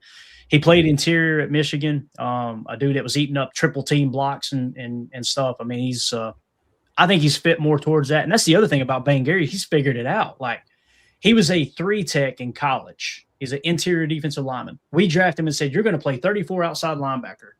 And then we switched the scheme to a 4-3 and said, you're going to play 4-3 defensive end, right? And again, he's just constantly adjusted and been one of our better players. So I would be okay with that, Tom. I appreciate you, buddy. All right, first need here, guys. Offensive line, what we want to look at first. Is that what we're thinking? Yeesh. All right, so if we set Ooh. it to just offensive line, that noise you just heard was Jacob being inappropriate here on the show because Jennings Dunker is on the board. So we've got Jennings Dunker on our cheat sheet according to our PTA big board. We've got Jennings Dunker listed as the 49th best prospect. We could get him at 52. This makes a lot of sense here. Doesn't mean we got to go that route. Next is Connor Lew. He's got the ACL, kind of wipe him off the board, especially with the second round pick there. Jake Slaughter, Brian Parker, those guys are on down the line a little bit. This is, if we're going offensive line with the first pick, Tim, to me, this one makes sense. We'll look at the other positions, but I think Jennings Dunker would be the pick for me. What do you think here, man? Jennings Dunker, Iowa. Run the card. There you go. So let's clear it off. Let's look at cornerback. Julian Neal's the 65th best prospect according to them. We've got Julian Neal at 80, so they're a little higher on him than we are. Davison Igbinosun is 78 on our board, so that would be a reach here as well. There's no cornerbacks that are really lining up. There are Chandler Rivers. He's 81st on our board now. He's sank a little bit. Muhammad, he's not in our top 100. So, yeah, offensive line is definitely trumping cornerback here. So now let's reset and look at 3-tech. You got Big Citrus, Dominic Orange. We've got a 99 spot on him, okay? You got LT Overton. He is outside of our top 100. Darrell Jackson is 91st. None of those guys make sense. This is a no-brainer for me, boys. I think it had to be Jennings Dunker. What do we think? Anybody disagree? Donk it. All right. So, Tim, with the 52nd pick in the NFL draft, the Green Bay Packers are going to select Jennings Dunker, tackle out of Iowa. Some people are projecting him to play guard. Love that pick, man. Love it. So now you can already see we've set the stage for the next pick, and it's going to be pick 84, I believe. We're probably looking at corner and D tackle with the way the board is going to line up. We'll throw linebacker and tight end on there just in case there's an absolute stud we can't pass up on. Because keep in mind, we let Quay Walker walk in free agency. That's something else we forgot to do in free agency was look at the linebackers. And there were some studs too. Devin Lloyd, Devin Bush, Leo Chenal. We should have grabbed Leo Chenal, but we wouldn't have been able to get some of these other positions if we went that route as well. Let's start with backer here. Let's clear it and go backer. Look who's available, boys. Jacob Rodriguez. So on our cheat sheet, Jacob Rodriguez is the 65th best pick. This will be great value here. They've got Kyle Lewis. He is not in our top 100. York is 95th. Barton on our board is outside of the top 100. Hands down, the pick right here would be Jacob Rodriguez if we decided to go stack backer. Very, very interesting prospect there. Now, I'm not saying we should do that. We got offensive line out of the way. We hop back over to corner. You've got Chandler Rivers at corner. I love that we don't have to reach. You know what I mean? Like, we filled our needs enough in free agency that we don't feel like we got to take this right here, right now, you know? So, cornerbacks, best available. They show Chandler Rivers. We got Rivers as the 81st pick. That would be good value here, okay? They're also showing Moore, Everett. They're not in our top 100. If we went cornerback here, guys, it would hands down be Chandler Rivers out of Duke. So here comes the comparison. Chandler Rivers at 81, or would you go Jacob Rodriguez at 65? That's a no-brainer, right? I love, Rodriguez for me. Now, Tim, this is the point in the draft where we're typically going, we need a center, though. We need a center. We don't need a center. Right? And imagine right now, we would pass up on a better prospect at 65 on our board than Jacob Rodriguez because we got to go get us a center, and we'd be drafting Jake Slaughter right now to start center for us. Yep. And listen, I don't hate the idea. However, what are we going to say? Expect rookie mistakes. Yep. That's part of it, right? And those big games, instead, you got Tyler Linderbaum, who is pro ready. He's proven he can play in those big spots. So, yeah. Yep. I think Rodriguez is the pick here. This is really, really cool scenario, isn't it? Jacob, are you okay with that Rodriguez here, man? Love it. Yeah. Do you get anything on him? You don't have anything on him for PFF, do you? It's okay. I mean, they've got him ranked as the big board positional first linebacker. He's only thing I'd be worried maybe is he a little undersized. They got him listed at 6'1", 235, but I'm fine with it. I've seen the way he plays. We've talked about it in years past where, like, we got to stop being a slave to RAS and certain metrics. So here's what we got on Jacob Rodriguez. I'm going to sell everybody on it right now. Dane Brugler says he's the 64th best prospect, so he's right there where we're at, right? Tankathon had him at 73, so it's not a horrible reach according to them, okay? He absolutely dominated the Senior Bowl that week, okay? So we got a 5-point bonus there. So against the best of the best entering the draft, he really showed out, and people were praising him, okay? The consensus big board said he's 94. The PFF big board said he's 93. According to our board, and when we took the PFF grades down, Jacob Rodriguez was the highest graded stack backer in all of college football last year, according to PFF. This feels like Edgerrin Cooper all over again is what it feels like, to be honest with you. So not necessarily from a stylistic approach, but just simply production and what he did at the college level. So yeah, a guy that can come in and play for you pretty much immediately as a rookie. That's Quay's replacement, right? Yep. That's what we're doing. So, all right, with the 84th pick, the Green Bay Packers are going to take the 65th best prospect on our board. That's Jacob Rodriguez, linebacker out of Texas Tech. Love it. All right, so far we have filled linebacker and offensive line, also listed as needs, and it's mainly depth. We're looking for defensive tackle, offensive line, cornerback, and tight end is what we're looking for. Okay, so we're still in the market for a corner. If we get good value, we'll see how that goes. How are we feeling here, Jacob? What do you think what positions would you like to see? Maybe give me 2 or 3 that you feel like, hey, that should be at the top of the list. I'm going to send a text message. I kind of am looking at, I like the idea of even Will Lee, the third, sitting there. Or possibly that Tim Keehan, the third. Anybody that's last name apparently is the third I'm into. But if we're looking specifically for positional stuff, are we not interested in looking at running back at all? Or was that something that you guys think is anything we can realistic? if you want to, but I know I don't think it'd be this early, but like maybe in the 5th, 6th, or 7th. Yeah, we can. Yeah, we can. If you want. I mean, let's chat. Okay. Yeah. So are we saying we need to find a backup running back is what we're essentially saying? Because obviously Josh Jacobs is on the roster. You're bringing back Chris Brooks, who's going to be your third down back in passing situations. Yeah, Martinez. Yeah. I don't like the idea of spending an early pick on a running back unless the board just lands perfectly, personally. Yeah. No, so I'm not opposed to it. No. But can we check tight ends and see how they are looking? Yeah, let's do it. Let's throw tight ends up on the board. Joe Royer, Justin Jolie, DeQuan Wright, Dallin Bentley, Eli Raridan, Sam Roush. Not crazy about any of those guys. There's Tanner down there. Tanner's been my lean on pick. You can get him late in the draft, and he's an absolute stud. We've actually got him listed on our board as the 85th best prospect. And like on this mock draft scenario, you can get Tanner. I mean, they get him listed at 198. But yeah, that's one that you can. That's why I don't find myself taking a tight end at these picks, to be honest with you, Jake. Right. What do you think about Will Lee? At tight end? No, for cornerback. Sorry. Sorry. So Will Lee, they've got him listed at 117. He's outside of our top 100. Let me see where we've got him on our board here. Will Lee, we've got him at 200. It'd be a really, really bad reach according to our board. Yeah. I apologize if y'all hear a dog barking. I'm gonna let these pups in. They're dying to get in here with me. So let me you guys talk amongst yourself for a second. I don't know, Tim. What do you think is our biggest position of need at this point? Oh man, it's tough because you think about grabbing another tight end, but it's kind of a weak class. That's what I was kind of when thinking it comes too. to tight end. I'm not opposed to grabbing another corner, but to Clayton's point, nobody's really picking at 120 here. It's kind of tough. I guess I would say maybe look at defensive line or even an edge for some edge depth. I don't know. I agree, Tim. I think we should kind of reset the board and look at it all and see what we got here.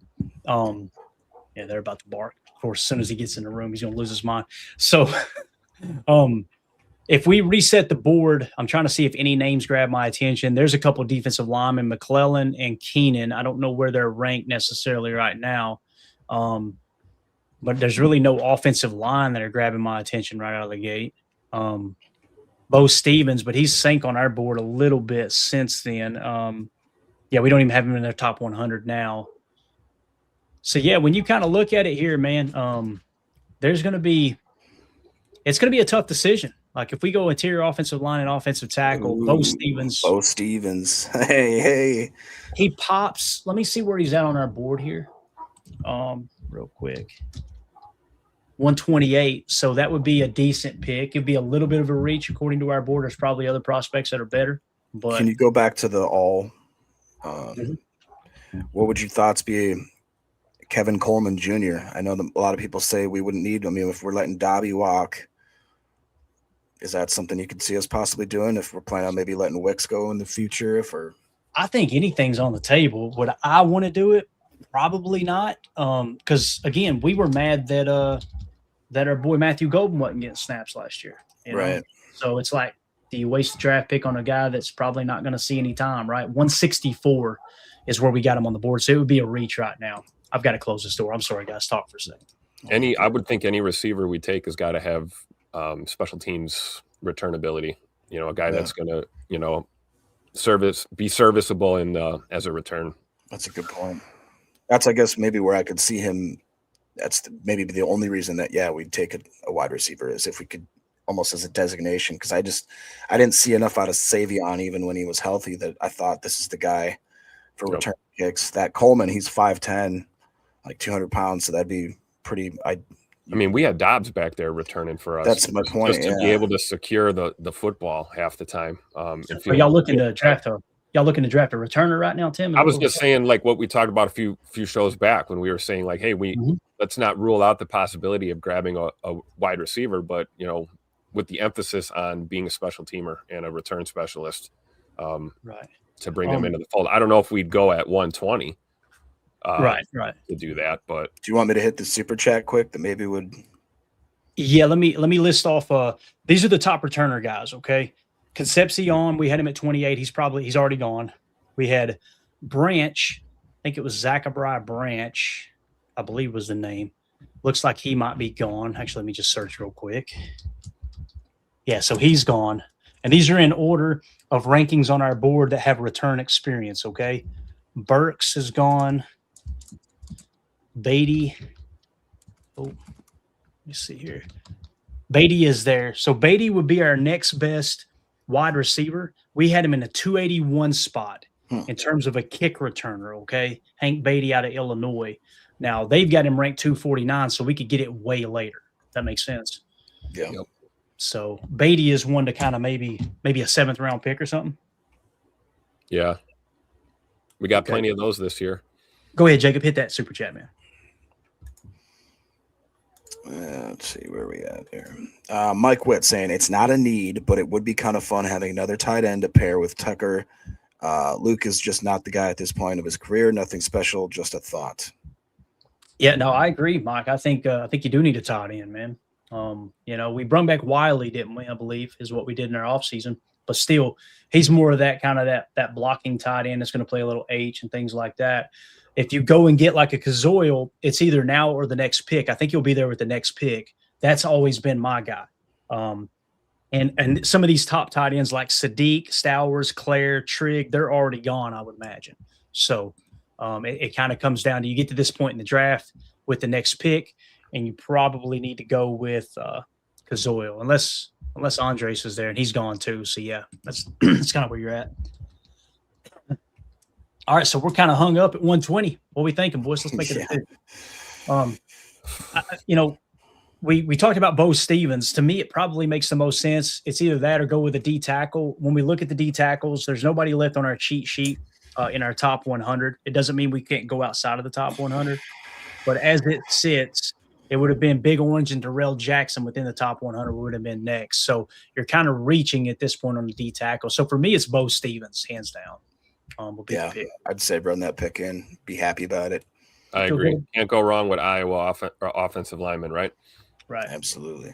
All right. So there you go. With pick 120, we're going to go with offensive guard Bo Stevens of Iowa. All right. So essentially what you did was you went and got two offensive linemen to help compete there at guard. And remember, we let Aaron Banks walk. You signed Tyler Linderbaum. So now what you're going to have is Aaron Banks, and you're going to have – I'm sorry, not Aaron Banks. You're going to have our boy Bo Stevens, and who was the tackle we took? Jennings Dunker, teammates competing for the left guard spot is essentially what you're going to have. That's really exciting. So I'm fired up. You're going to roll forward with Anthony Belton at right guard. You got Zach Tom at right tackle. You shored up the center position. I mean, you improved it tremendously. And Jordan Morgan's going to get to play his true left tackle position now. So there you go.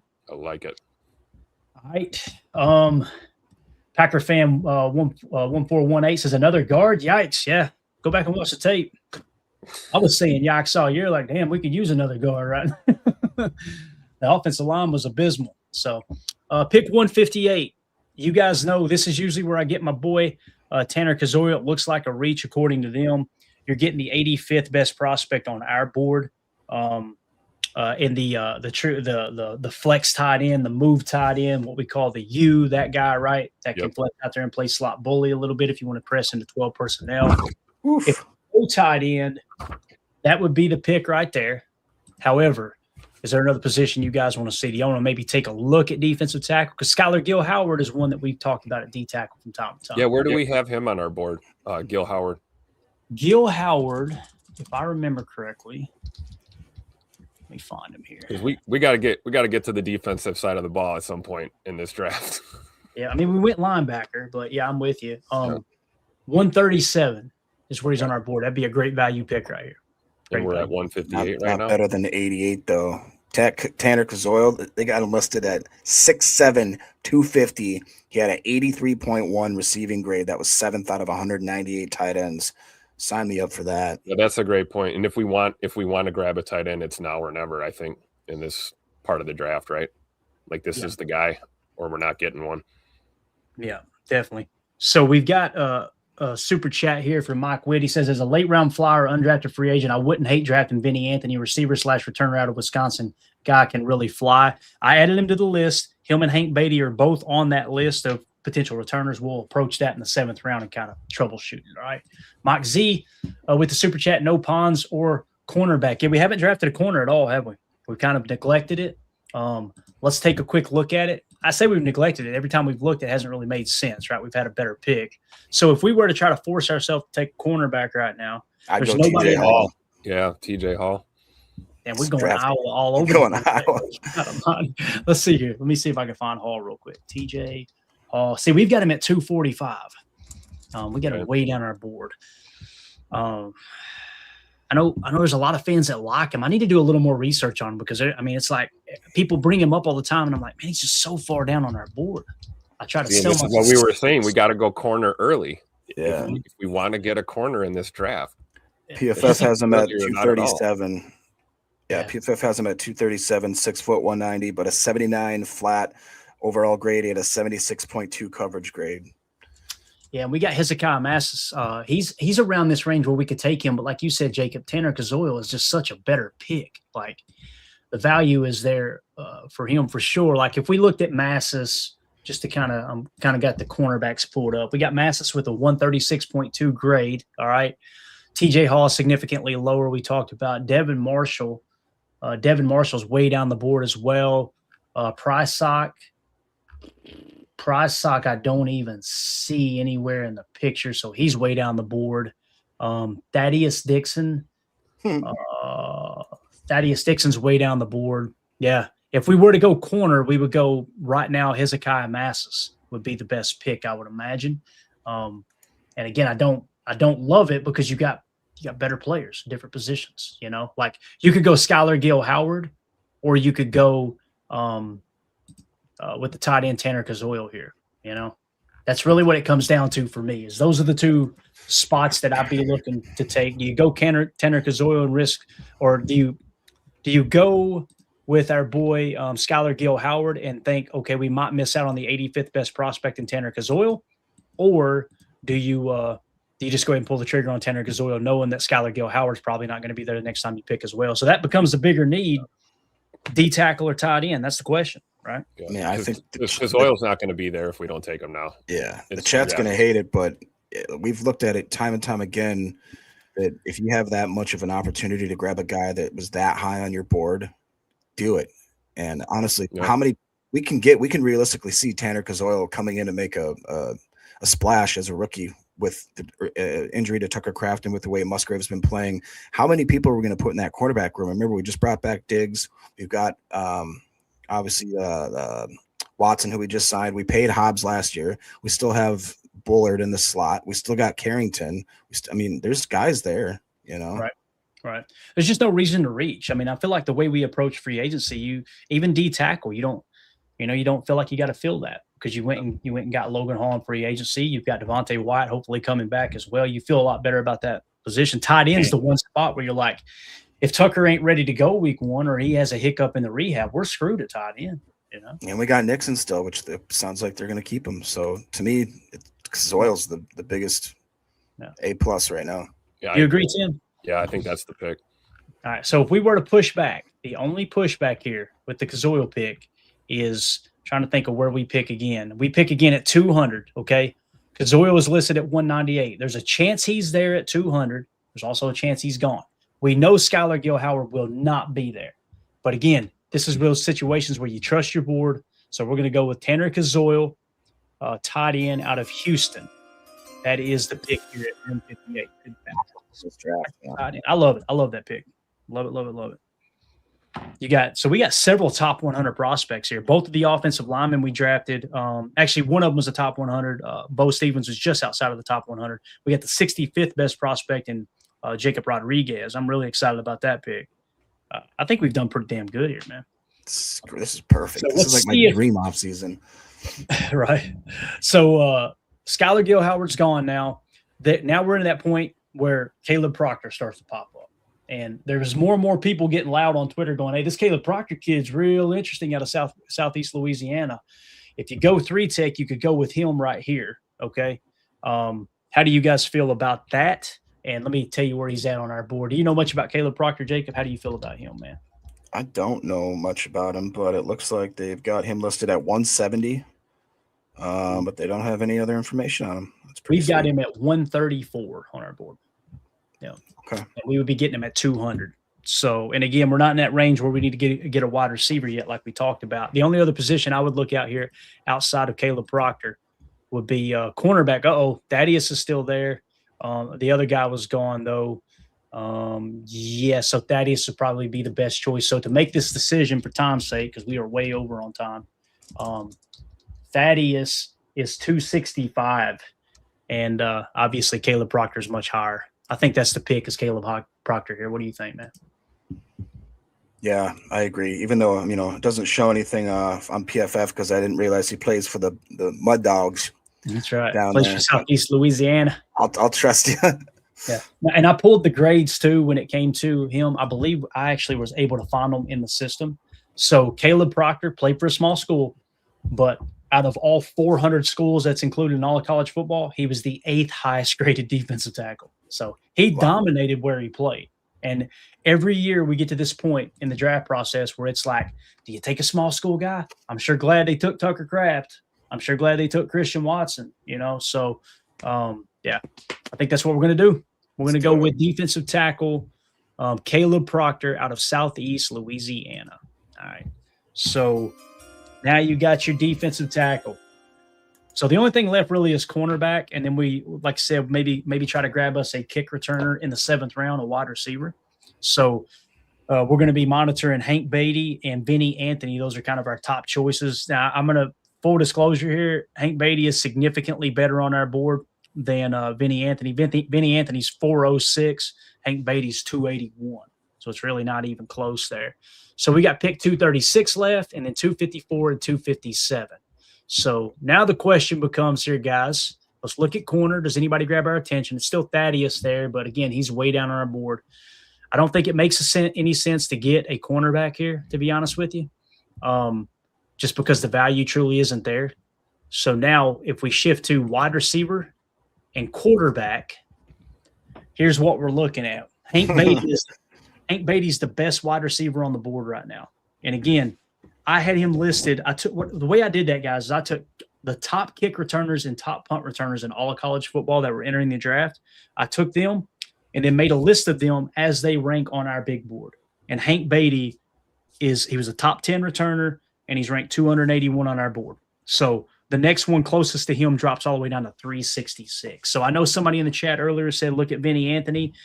I'm not saying Vinny Anthony's not going to be a good kick returner, but if you looked at overall value, The only reason we'd be taking Vinny Anthony is because he's a Wisconsin Badger. He's 406 on our board, and Hank Beatty is 281.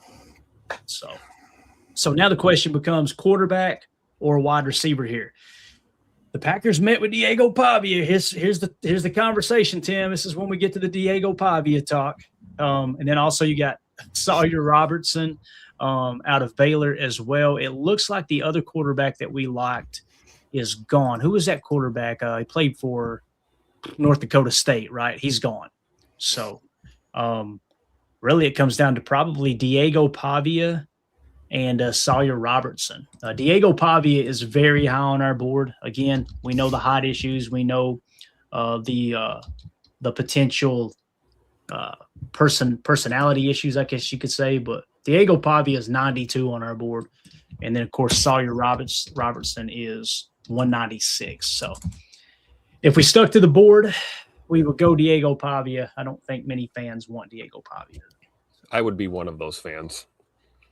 I would also be one. Can't stand Vandy. Sorry. I just don't like little quarterbacks.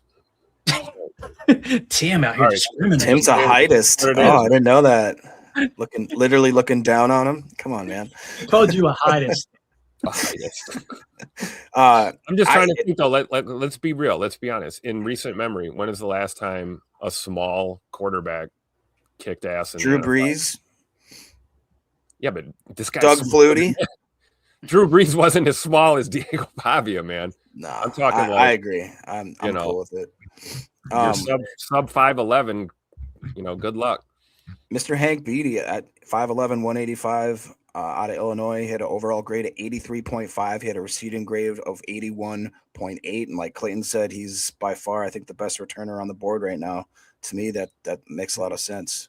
Now, this is the point, too. Like, I'm seeing Weegan getting mentioned in the chat, right, from Iowa. Weegan is 413 on our board. Again, a great kick returner. All these guys were great kick returners, all of them, right, that I have on this list. It just comes to, all right, which would you rather have? You got two great kick returners, okay, that you could choose. Now we've got three. Like, if we include Weegan, right, let's just throw him on the list here as well. So you got Hank Beatty, you've got Vinny Anthony, and you've got Weegan. If you remove the names, remove the schools, and stuck strictly to the board, you would say Hank Beatty, remove it. Would you rather have the 281st best prospect? Would you rather have the 406th best prospect, or would you rather have the 413th best prospect? And to me, it's a no-brainer. It would be Beatty here, out of Illinois. So I think we should go ahead and get that out of the way, but I want to go around the horn there with that. Does that make sense, Jacob, or is there something maybe that you see in Weegan that you go, man, I really like him way more? Because again, yeah, they're going to be kick returners, but they've also got to contribute if they're making the roster, right? Like, yeah. Now, Beatty to me makes all the sense in the world. That 83.5 overall grade had him as the 32nd out of 676 wide receivers. It wasn't just a drop in the bucket either. He did it over multiple games. If you add in the fact that he's got return capability, to me, it's a no-brainer. Run the card. Tim? I will co-sign that statement. All right, there you go. All right, so we're going to go ahead and get the kick returner out of the way and let Diego Pavia sit out there for the time being. I'm really interested to see where he gets drafted. But we're going to go Hank Beatty with the 236th pick. This is an extra kick returner in the wide receiver room and a little bit of depth there on the backside. You know what? If it don't work out, throw him on the practice squad, right? Maybe you can call him up from time to time if he has a bad camp and he can't return at the NFL level. You just kind of move along there. So we still did not draft a cornerback. And if you guys are tuning in going, what are y'all smoking? In free agency, we signed Trayvon Diggs and Jalen Watson. So we got a little bit aggressive at corner with Jalen Watson at something like $9 million or whatever the number was that we landed on there. So we got TJ Hall still on the board here at corner. This is a great point here too. We'll get to that. Remember that. Keep that in mind, Tim. We'll hit it here in a second. Solder says Weegan is a priority undrafted free agent. It's a great point. Like, you could probably get Weegan as an undrafted free agent. You could probably also get Vinny Anthony as an undrafted free agent. There's a chance that Hank Beatty gets drafted, right? So what if you drafted Hank Beatty with your 7th round pick and you signed both of those guys to your, you invited them to camp as undrafted free agents? You could get to the point where it's like, okay, and whichever one wins the camp, okay, we had to cut our 7th round pick. It wouldn't be the first time we had done that, right? So you kind of get the majority of them that you can on your roster. So you said, who'd you say? TJ Hall, Tim? Is that what you said? Yeah, Iowa corner. He is gone. Yeah. Okay. Yeah. So if we were to try to force cornerback here, and I don't want to spend a whole lot of time on these last two picks, but let's sort it by corner real quick, and I'll tell you where these guys rank in the order of our board in terms of, who's better and who isn't.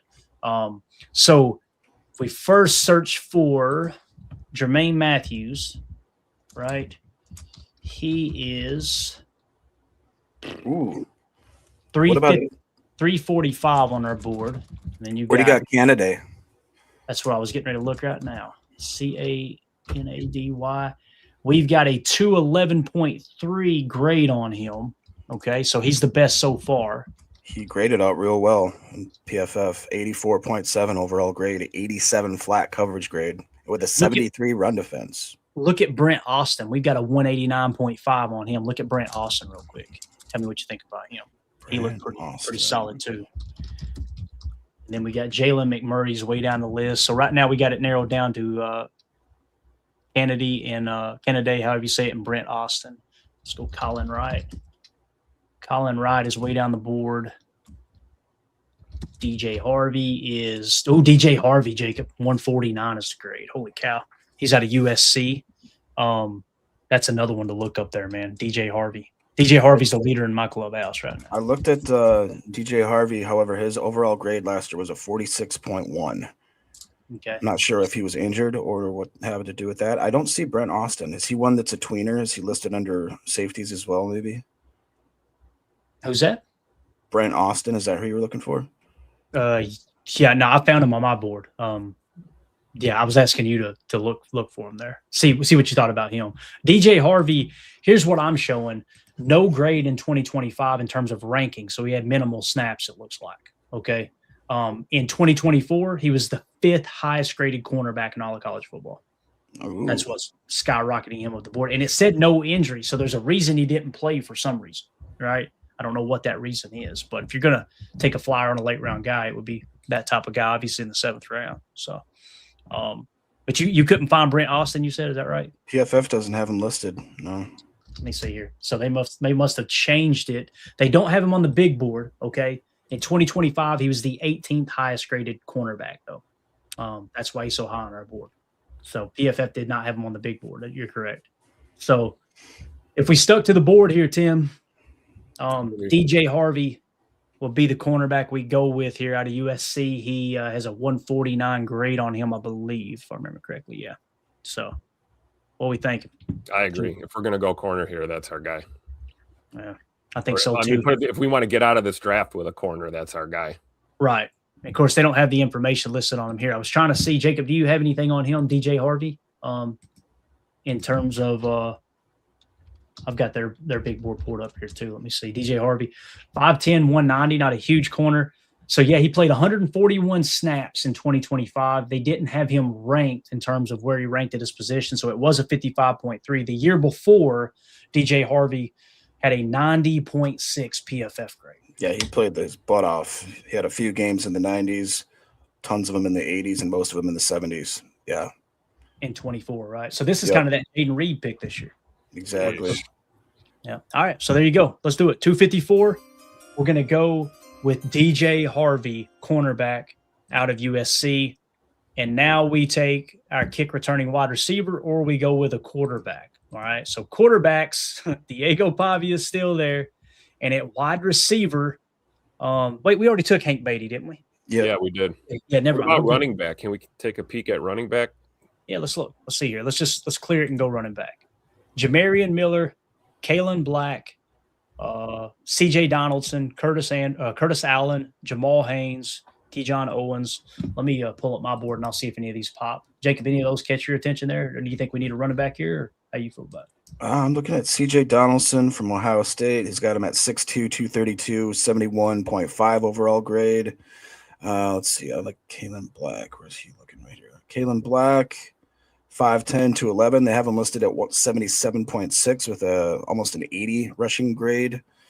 Let's see. Curtis Allen just sounds like that sounds like a running back name. It does, don't it? I'm trying to see here. So far, Kalen Black is leading on my board. Curtis Allen, where are you at, sir? The one you just talked about. He must be way down the list. Yeah, looks like Jamal PFF Haynes. Yeah, I'm He's not on interested now. I was looking for Desmond Reed, the guy out of Pitt, and Cleveland took him already. So if I were to try to sell you on a running back right now, Tim, Kalen Black, okay, he's got a grade of 226.7 on our board, which would say he's worthy of about the 220th pick. You get this late in the draft, you kind of go to the score as opposed to where they're actually ranked, right? So you're getting that value at 257. That's a good value pick. He also has a 5-point bonus. Evidently, Kalen Black was one of the standout guys at the Senior Bowl. So that was interesting. If you're going to go running back, my guy would be Kalen Black here, hands down. I like it too. If we had to go running back. So keep that in mind, Kalen Black. Now, back to quarterback. If we're taking Diego Pavia off of our board, right? Now, I kind of feel like that's the vibe I'm getting from you guys. So forget he's even there, right? You go Sawyer Robertson has a 160.9 grade. Luke Altmaier's lower than him. Jalen Daniels is lower than him on our board.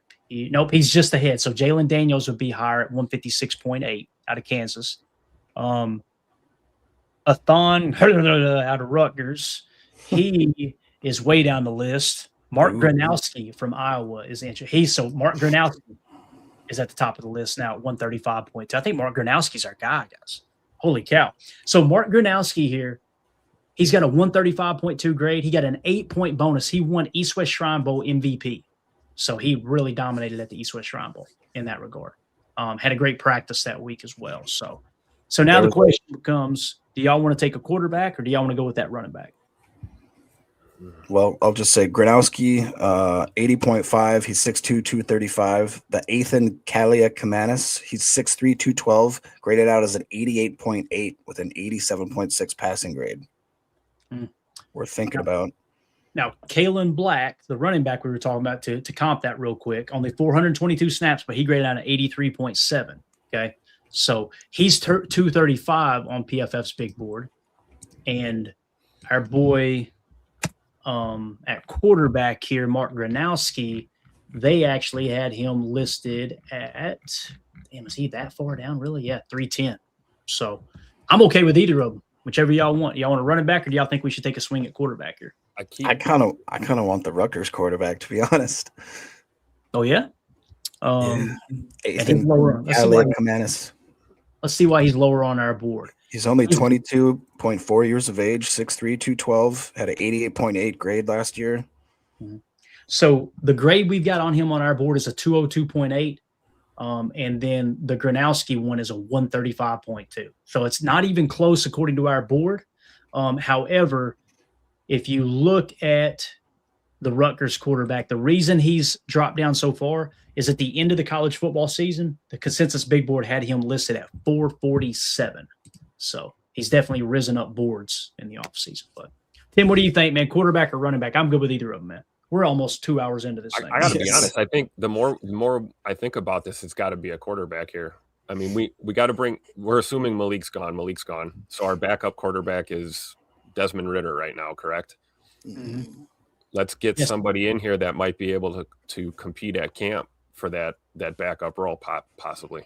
Yeah, it's tough, man, because again, we've had the luxury of having Malik Willis as the backup, and if we just completely neglect it and go, Desmond Ridder's your backup, it is what it is. Now, maybe they can. We felt the same way about Malik Willis when they traded for him, right? We weren't over the moon with him. It's like he's really struggled in Tennessee. So, I'm with you, Tim. There's always more value in the quarterback position. We talk about it every spring. There's 2 drafts. There's the quarterback draft and the rest of the NFL draft. Yep. If I had to prioritize here, it would definitely be a quarterback over him. And you know what? If you don't make the team and he makes the practice squad and he ends up being your practice squad quarterback and Desmond Ridder's the better backup, you feel better about the situation altogether either way. So, Jacob, you're definitely sold on the other quarterback over him, though. Is that right? Yeah, I mean, his best game was against Penn State in Week 14 of 2025 at 92.3. His second best game was against Maryland, 90.5. He had 3 games in the 90s. I don't know, dude. I like the size. I like the age. He's only 22.4 years of age. To me, I don't know. It sounds right. And my rebuttal would be, if you look at the rankings on our board, Gronowski 135 score, right? Rutgers quarterback 202. It's not even close. And then also Mark Gronowski won that MVP award at the East West Shrine Bowl. Now you're looking at PFF grades, right? He dominated PFF. Pull up Gronowski because the Rutgers he did well. Right, the Rutgers quarterback was 28th, the 28th highest graded quarterback. Gronowski was 59th. Now, if you go back last year, right, the Rutgers quarterback was 97th at his position. Gronowski was actually 49th. And then look the year before, Jacob, at 2023. It should show you right there on the draft board. You see it? Yep. Yeah. He's the 4th highest graded quarterback, wasn't he? That's the part that's interesting to me because they've got him so low on their board. Guys, in 2023, Mark Gronowski, his PFF grade was a 92.7. In 24, it was an 83. In 25, it was an 83. Yeah, you sold me. Let's take it. You see what I'm saying? Like, I don't think either of them are a bad choice here, but there's the only piece of information that would suggest that the Rutgers is a better quarterback is he had a better year this year, according to PFF. That's it, right? So I think I would have to go Gronowski. What do you think, Tim? How do you feel, man? Gronowski, stick to the board. All right. We're going to go quarterback Gronowski. Sorry, Jacob. That was fun, though. I mean, that's something to watch for late in the draft, right? For sure. So I'm eager to know why we had to ban somebody just now, man. I've never paid attention to the chat, so that's going to be a fun conversation afterwards. I'm looking forward to it. So usually that's the only downside to doing these type of projects, guys, is you get some toxic people that typically come in here and just tell you you're stupid for all your picks and everything. It's like, okay, never see you in here, but thanks for swinging by, bub. Appreciate you. So we got a B+ off-season grade, man. Quick recap. Boy, oh boy. It's showing actually the entire updated depth chart now and where these players That's may really cool. So your new middle linebacker is Jacob Rodriguez. He's going to step in and start right away, according to this, right? Gronowski's going to end up being your backup quarterback potentially. I know we got Desmond Ridder. We'll see what happens there, right? Now, they're not going to take players out of position. They're not even showing our free agent signing here in terms of us getting Tyler Linderbaum, right? They have him up there. They just have him in interior. Gotcha. So they didn't left guard. They got him at left guard. I bet there's a way too on the site where you could adjust it. But regardless, just a quick recap and we'll wrap up. We went way, way over. We're 1.8 million under the cap. We have to do a restructure to get us that 7 to 10 million operating funds that we like to carry. We got there by cutting Elgton Jenkins. We cut Aaron Banks. We restructured Rashawn Gary. We restructured Josh Jacobs. We restricted free agent tenders. We brought back Darian Kennard to help shore up the offensive line a little bit. We brought back Brenton Cox Jr. We all know why. He's been one of the better pass rushers on the team. He's definitely, when he's healthy, he looks awesome. If he could stay healthy, I think he could have a great career. Signings, we went through and we brought back Sean Ryan, Bo Melton, Donovan Jennings. We signed Trayvon Diggs to $5.4 million per. Zane Anderson's back on the roster. You bring back Chris Brooks. You go and get Tyler Linderbaum as your starting center. You go and get Jalen Watson to be your number 1 cornerback.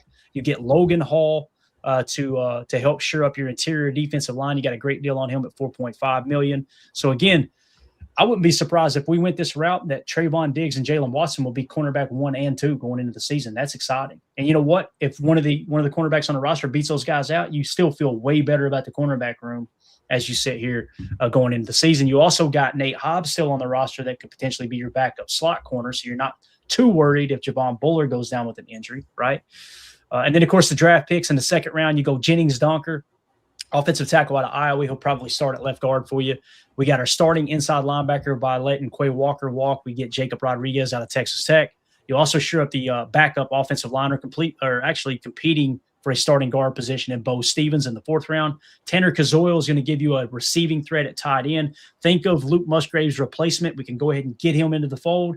And then you let Musgrave walk in free agency next year, I think it is, or the year after, whenever it is.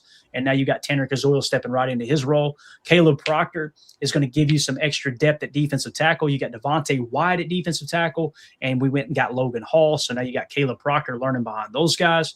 Hank Beatty, we took him in the 7th round at wide receiver. He's going to compete for the starting kickoff return position and punt return as well. You went and got cornerback DJ Harvey, was great. Great depth, a great value pick in the 7th round. We'll see if he makes a roster. Think of him as our Micah Robinson. This time, let's don't let him go, please, and thank you. And then Martin Gronowski is going to compete for the backup quarterback spot. You spent a 7th round pick on that quarterback out of Iowa who's going to compete with Desmond Ridder. Thoughts, gentlemen? Let's wrap this up. My wife is extremely angry right now. I absolutely love it. This is a dream situation for me. Crazy good.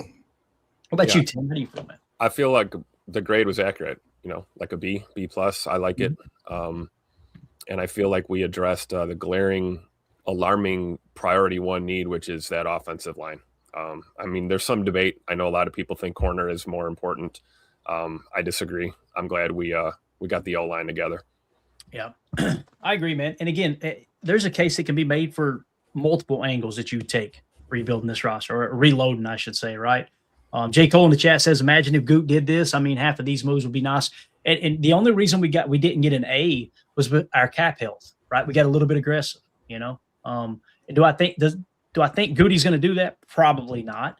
But again, we went and signed 4 free agents and brought back some of our own guys. You kind of this is the all in my opinion. You're going all in with Linderbaum, right, at center. Yep. If you went cheaper, and let's say you could get a Connor McGovern at $10 million, then the only difference is Connor McGovern is not the level of a center that Tyler Linderbaum is, right? We would all agree. So you're getting less of a starting center, and we would be $10 million under the cap right now as opposed to $1.8 million under the cap. So I'd rather go all in with Linderbaum's. That was fun, guys. Glad we did it, man. Appreciate y'all joining us. And again, sorry it went so long. Chester Marco says, thanks, PTA. You're the go. Hey, thank you, buddy. We appreciate you, man. It's a lot of fun getting in here and doing this. We've been wanting to do it for a while. We finally got the band back together to do it. So I like the way it went. There's probably some other things we could have done different, but overall, I like it, man. I think it's pretty good. So, all right. Tim, Jake, appreciate y'all. Everybody in the chat, thank y'all so much for hanging out with us. We will go live again probably today if news breaks. We'll see what comes down the pike here. I'm going to get all these videos edited for your all's convenience where you can watch them back and say, hey, I just want to key in on the free agent segment, the re-signing segment, the draft segment. That way you got all that at your disposal. I want to give a shout out to Mike Z for the super, Don Juan for the super, Mike Witt for the super, Mike Witt again, and Mike Z. Again, thank y'all so much for supporting the show like y'all always do. Also, the best way to support what we do here at PTA is join our Patreon community, patreon.com/PackerFan Total Access. $3 get you access to all the articles, all the information, a copy of our draft board, all that good stuff in there, a little extra added value as we step into full-blown draft season. So everybody have a great day. My name's Clayton. This is PTA. Go Pack, go. Here we go. We're out. Bye, guys.